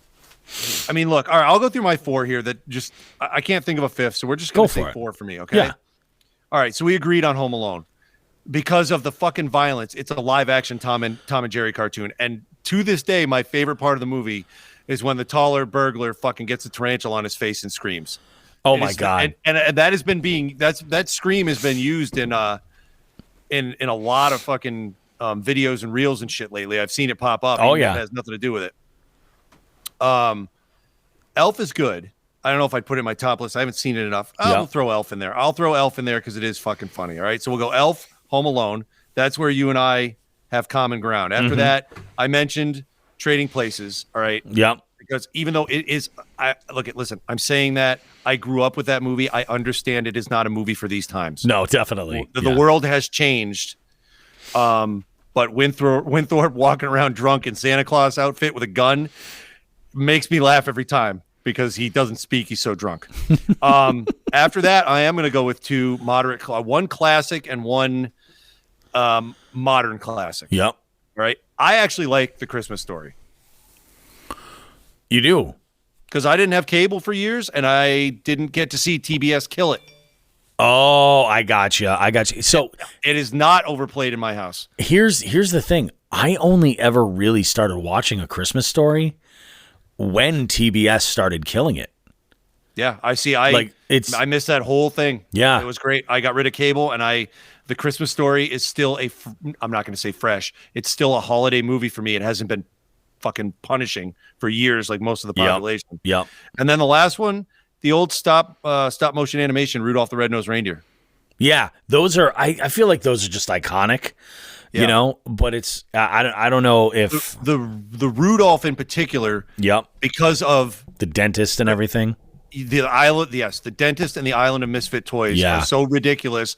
And then on top of that, it was Burl Ives was a snowman, wasn't he? Yeah. Yep. Yeah. So just classic. Iconic. Yeah. I mean, you can't hold a torch to that. That's awesome. Ellie does jump in and she says that hers are so Christmas Vacation, we agree on. Bill Murray Scrooge, I forget about that all the time. Scrooged is a good movie. It just doesn't hit on that level. Elf, Home Alone 1, and Love Actually. I've watched Love Actually before. It's a good movie, but it's not something that I'm going to go to. I wouldn't watch it every year. That type of thing. And that's my thing. If we could include like Christmas TV specials, I think the stop motion animation, It's Always Sunny in Philadelphia Christmas special is one of the greatest things that's ever been on television. Which one was it? It's Always Sunny in Philadelphia. They do a stop motion animation, and it is insane. It is insane. It's so good. You notice I left Christmas Vacation off my list. Yeah, I do watch that every year, but really for me, we've all seen that movie. I don't think I'm spoiling it for anybody. No, definitely not. For me, there's a lot of meandering parts. There's some funny shit in there, but there's a lot of meandering parts, and then the best punchline is right at the end for me. And I only picked up on that greatest punchline. We talked about this. Yeah, we did. Well, was it last year or the year before? I think it was the year before. Yeah, where the cop goes, "I had to beat you with a lead pipe." It's so fucking phenomenal. Ridiculous. But you have to wait all the way through that. It's just so unexpected. Jumping off of Christmas movies here, Fish in the Sticks has a whole bunch of shit going on. So he wanted to ask some questions about Andor, and I will not spoil anything because I love it. All right. So he says, I have some questions about Andor. I said, hit me with some funny shit. He says, there has to be more. Doesn't line up with Rogue One. It's not going to. Well, he actually Fish in the Sticks. I know you're typing fast, and judging by what you told us about your habits earlier, Rouge One. Yeah, Rouge One. That's all right. Yeah, it's not going to. It's set, quote unquote, 5 years prior to that. Are they making more to the series? Yes, there's a season 2 coming out. Obviously, the dude lives. What happens? Well, I don't know. I'll find out when season 2 comes out, and you and I will find out together, and we'll talk. Oh, okay. Yep. And then he jumps in here. He says, have you guys seen Clerks 3, or are you guys not fans? We are. Bob, would you say that it was what would be first that bonded us as buddies at Bernie's? Was it Dream Theater or the original Clerks and Mallrats? It was the original Clerks and Mallrats for sure. Yeah. It 100% was. I am a Kevin Smith fan through and through, and I'm a little bit more of a forward thinker where I realize I don't get so attached to the fact that people reinvent things as they go, and it's not the same as it was before. No, we lived that shit before. It's fine. So I don't get mad at him like redoing some stuff. Like, granted, like his past library, some people there's movies that they just can't handle from him, like Tusk. I liked it. I liked Tusk. I think Kevin's stuff is and always entertaining, and he does kind of play around and push the envelope sometimes, but like he'll get shit for that, and then he gets shit for beating something into the ground, like doing the redux of Jay and Silent Bob Strike Back. Yeah, with I me love and Kevin that. Smith. Like I thought, obviously the first Clerks was right movie, right time, right place. For dead sure. nuts. Just even though it is rough and his first directorial big thing, it was so perfect. And then Mallrats, while it was watered down Kevin Smith, I'm a comic book fan. I was fucking fine with all the nerd references in there. And then I actually, for what it was, man, like I thought Chasing Amy was actually touching. Like I love Chasing Amy. And then after that, I think weird. that's one of his best movies. I think that film was like, oh, this wasn't a fluke. Like, it was interesting when you had this brand new director, this writer, like with no real Hollywood clout or anything like that, putting together a movie he funded totally himself in a convenience store in the middle of the night with his friends and a handful of credit cards. Like, it's crazy to think that happens and that there's success. But then, like, by the time he got to Chasing Amy, I just felt like he really had this amazing ability to tell a story, and he's done some, everybody's got some stuff that kind of flops. And I mean, I get it, it is what it is, but I do want to see, eventually I will see Clerks 3. Bobby, I'm a piece of shit. You know what? What's Not that? just those three. I love Dogma too. Oh, Dogma's amazing. So Dogma was that, like you just said, like keep continuing to do stuff from the past. Yep. Dogma was, I know obviously I don't want to touch on the subject matter because we don't do that here, but it was a Kevin Smith film with a new subject matter, but still had the Kevin Smith brush strokes. Mm-hmm. It was there, Exactly. and it was great. Jay and Silent Bob Strike Back. I don't know, like it was at that point where. I don't know. Like, I love Jay and did it Silent get Bob Strike too Back. digestible for the masses? I mean, it's funny. There's some great shit in it. Oh, but it's like fantastic. It doesn't have that edgy feel. Like No. Oh, it the doesn't. first like 3 out of the first 4 really had. Mallrats obviously got a little watered down by the studios, but it did a couple of things that I think pushed the envelope a little bit further, like I just filled the cup, the fucking, like, some of those lines were like, oh wow, like there's some stuff in that movie where he was definitely pushing things a little bit further. It was also nice to see Jay have like a side story that was like kind of a like a romantic side. You know what I mean? Yeah. That was interesting too. And but like I know some people who hated Clerks 2, like ravenously, just hated it. And I didn't mind it. I didn't hate it. I didn't love it. I mean, like, my whole thing is this. I have this theory about anything involving art. Like, sometimes there are people who are like really fucking talented and they put great stuff out, and they only do that for a short period of time, or something tragic happens and they die or whatever, and you're left with this really small library of amazing shit. Mm-hmm. And I like to use the Beatles as an example. Okay, I say really small library, but in the grand scheme of things, look at the number of albums that the Beatles have versus the albums that the Stones have.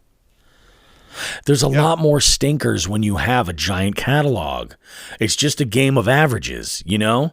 So like, and the trend seems to be is that like people generally appreciate or they hold closer to them and like make a connection with like the original something. If you weren't there for the original something, fuck you, you missed the boat. It's everything got changed later. The thing is like, especially for movies, fuck it. Like it's like we're not talking about an art form that is so serious. Like, especially with Kevin Smith, we're talking about dick and fart jokes. Like, it's not a big deal. Did you laugh? Mission accomplished. You know, did you forget about how miserable your fucking life was for like 90 minutes? Awesome. I'm a happy guy. You know? Yep. Oh, man. Way to go, Fish in the Sticks. Thanks for dragging us down that path, or we dragged you, wherever that went. Oh, yeah. No, it's just, yeah. Oh, bananas. Yep. Bananas. So, yeah, we do like Kevin Smith movies. And I mean, I think I could speak for you on this, Bobby, to say this one sentence. Nobody had the pulse of late Gen X fucking working in shit in the early 90s, working shit jobs for pointless things to do after work and just wasting time than Kevin Smith. Oh, yeah. 100%. Nobody had that. You know, you can taste it just by watching Clerks. You can taste it in the air. It's so good. It is so good. Yeah, man. Yeah, it was. It is wild stuff. But friggin' A. To go back on the Christmas stuff, Ellie chimes in with another lineup. She says, "Trains, planes, and automobiles, Jingle All the Way, and Christmas with the Cranks." Christmas with the Cranks, I'm not very familiar with. I only really know it or much about it through like hosting trivia, like the Christmas quizzes. Like, oh, what's this scene from here? Is Christmas with the Cranks the one with like the Action Man toy or something like that? I am 0 for 3 on those, buddy. Yeah. I haven't even seen. I should have seen at this point Trains, Planes, and Automobiles because I love John Candy. Oh, I just haven't seen it. The thing is, with Trains, Planes, and Automobiles, the holiday is Thanksgiving. Oh, is it? It is Thanksgiving. Oh. It's not Christmas. But it is, God, it's so good. But that's all right. John Candy comes in Home Alone. Oh, yeah. Hey, you know, you might have heard some of our hits. Polka, polka. Dude, let me tell you, this is wild. It's so funny you say this. So when Friday, when I went with Delaney to bring her for that surgery, in the waiting room, they were playing Home Alone. And I go and I, filling out paperwork and stuff and getting everything done. We send her in and I come out and it's the scene where the mom is making frantic phone calls and John Candy and the band are waiting. And he's like, oh, yeah, we can help you. We got to go to Milwaukee and you got to go to Chicago. So we'll give you a ride. We have to drive anyway. So come on out with us. And as so then this is right after that scene. I walk in with Delaney to get her all situated and everything. And I come back out and I sit down and I'm walking and I'm on my phone and I'm listening to the scene as it goes on. And a friend of mine on my Bobby Roast Beef account, this comedian Liz Moniz, she's hilarious. She posts a meme and it's one of these upper and lower split images. The top one is like a fucking stalker van, like fucking scary. And it says on there, free candy. You know what I mean? And then there's a picture of John Candy in the bus singing. It goes, the candy. And I'm like, yeah, baby. So I commented, I was like, that scene is on right now. I'm in a waiting room. Like, that is wild. Unbelievable. Hey, you know what was not a bad thing, I don't think, and I probably will watch again now that we're thinking about Christmas stuff. What's that? The on Disney Plus, the Hawkeye series. That's all Christmas based. I haven't seen that. And I think I gotta just go for it. I think I'm gonna do that. I think tonight I'm gonna sign up and I'm just gonna do it. And you know what? Just to really come around full circle. Yeah. Very good English. Come around full circle. In that series, there is a villain that I'm pretty sure was created by Kevin Smith during his Daredevil run in the early 2000s. Oh, late 90s, really? early 2000s. Yeah, I'm pretty sure. I'd have to look that one up. Yeah, but it's around the same time. I did meet Kevin Smith one time. That was very nice. I felt bad for him. Oh, really? Yeah. Did I ever tell you that? No. Oh, this is a great story. So we, again, luckily being in the cultural hub of the universe, Western Massachusetts, we are the home of one of the creators, if not both, of the Teenage Mutant Ninja Turtles. Yep. They had a comic book museum in the town where they created the Turtles. It was called the Words and Pictures Museum, and they would have events because the upstairs of that. Did you ever go to that? When it was, did. Open? Yeah, a couple of times. So the downstairs was basically a comic book, trade paperback, graphic novel store. The second floor was the historical. Like the museum. Yeah, the museum part. And then the third floor was an art gallery. So it was original comic artworks. And there was so much. Now, it was Kevin Eastman, I believe, that was the creator of the Ninja Turtles that was from Northampton. Am I correct on that? Yep. Yeah. So they would have events like signings, and anytime because he's in the industry and he owns a museum, they would get a pretty good roster of artists, writers, comic book related people coming up there to do these events and get some interest in the museum and whatever. And let me think what year it was. It was 1998, I believe. 97 or 90. It was 98. Okay. Marvel relaunched 4 books that had gone by the wayside because in the 90s, if it wasn't Spider-Man or X-Men related, nothing was selling. Like the Avengers weren't selling. I know people are going to find that hard to believe. That's why Disney is such a magical place, because they took the rights for that. When Marvel went bankrupt in 96 or 97, they got the rights for all of the heroes that nobody wanted, which was Doctor Strange, the Avengers, etc. And they relaunched Daredevil, the Punisher, they launched the Inhumans, and there was another one. There was a 4th book. Black Panther. Was that the same time? Well, no shit. They relaunched all those, and Kevin Smith was writing Daredevil for the first X amount of issues, and they had a launch party up there. So it was actually a 2-part thing, and a buddy of mine that was really even more into comics than I was at the time had said, look, there's 2 passes. Which one should I get? I said, I don't know. He said, there's a pass for just the signing, or there's a pass for the signing plus the meet and greet. I said, well, hell, it's a Saturday. I got nothing going on. Let's do the so meet we got and the greet, meet and greet. Yeah. So we went and had the signing. Like the meet. Yep. And the line was so long. The signing was in the 3rd floor in the gallery. So you had to walk all the way up the stairs, and it was just one huge, gigantic winding line. We waited for about an hour and a half from outside to the 3rd floor. And people were kind of skipping by everyone else. I went to I knew all the artists and writers from reading their work, and I was like, this is great. I love this. I love that. And had some good, quick discussions. But Kevin Smith's line was fucking ridiculous. People were going by the other artists to get to Kevin Smith because of the popularity of those movies. Exactly.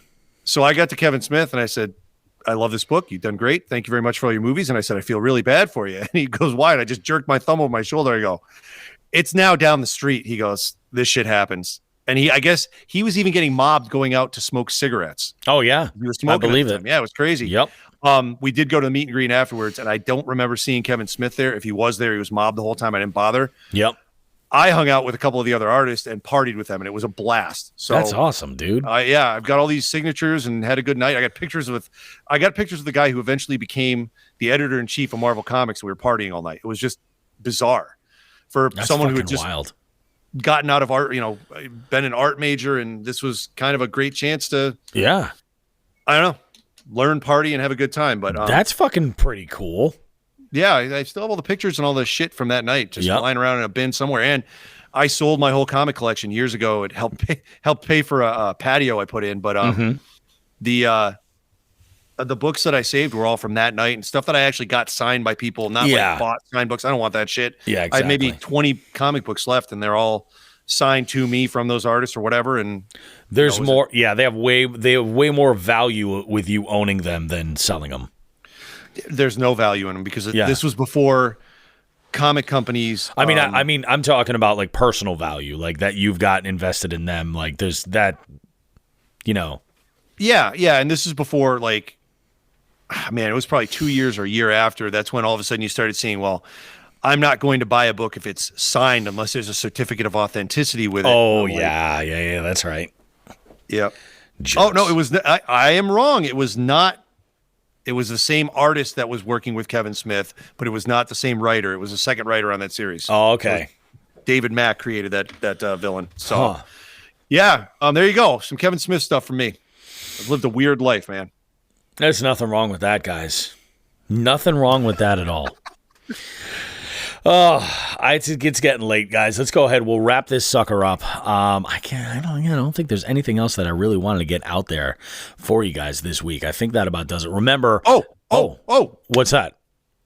While we were doing this show, I got an alert on Facebook. You and I already knew this, but we now have a public congratulations to make to Tim and Cindy O'Keefe. Congratulations. They announced today that they are, in fact, expecting their first. Congrats to Tim. It's been a fun year with him. That's awesome. And I now won't see him for 15 years, but that's all right. Oh, yeah. No, I'm telling you. Word is on the street that there's a fantastic baby shower happening. And, yeah, that's what I hear. Yeah, word on the street. Might have some really good entertainment, too. I don't know. So, yeah, congrats to them. I'm psyched. Every time, it's been killing me, too, because I'm like, we've known for a little bit, but I'm like, I don't know that if Cindy knows that I know. Well, we knew because they mentioned it at trivia the other night, but I'm more concerned that they told appropriate family members. Yes, exactly. Well, that's the whole thing. Yeah, that's right. Oh, okay, they did tell you at trivia that night. Okay. Well, I don't know if it was that week. It was right around that time. Yeah. Whatever. No, it's awesome, man. I'm so psyched for them.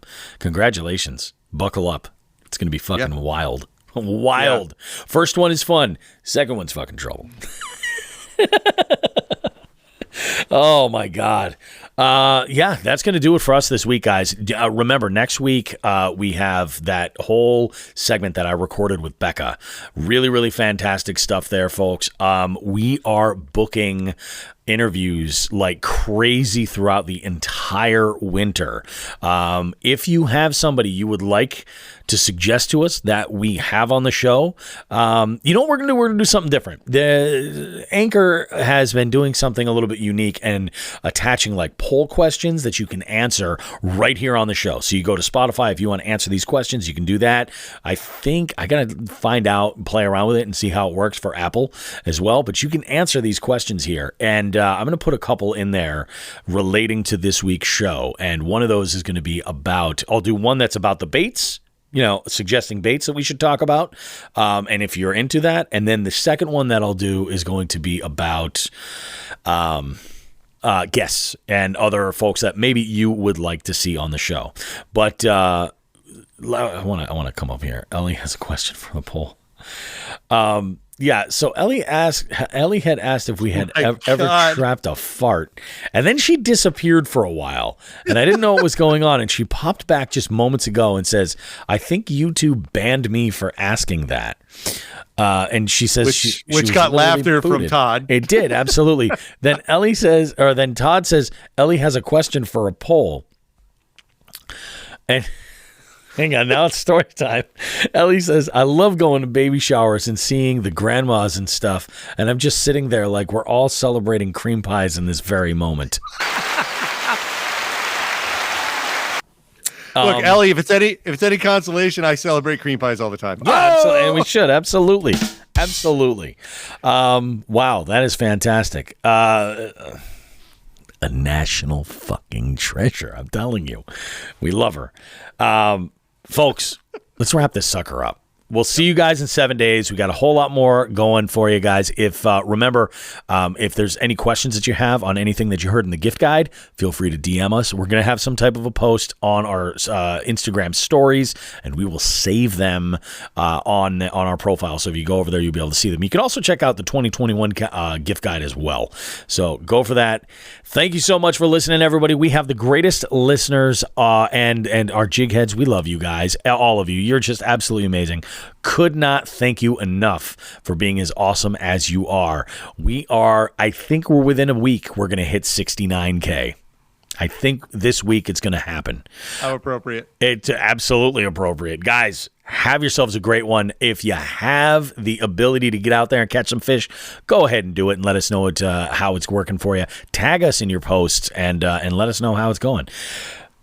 Like we always say, folks, tits and ass, smoke some grass.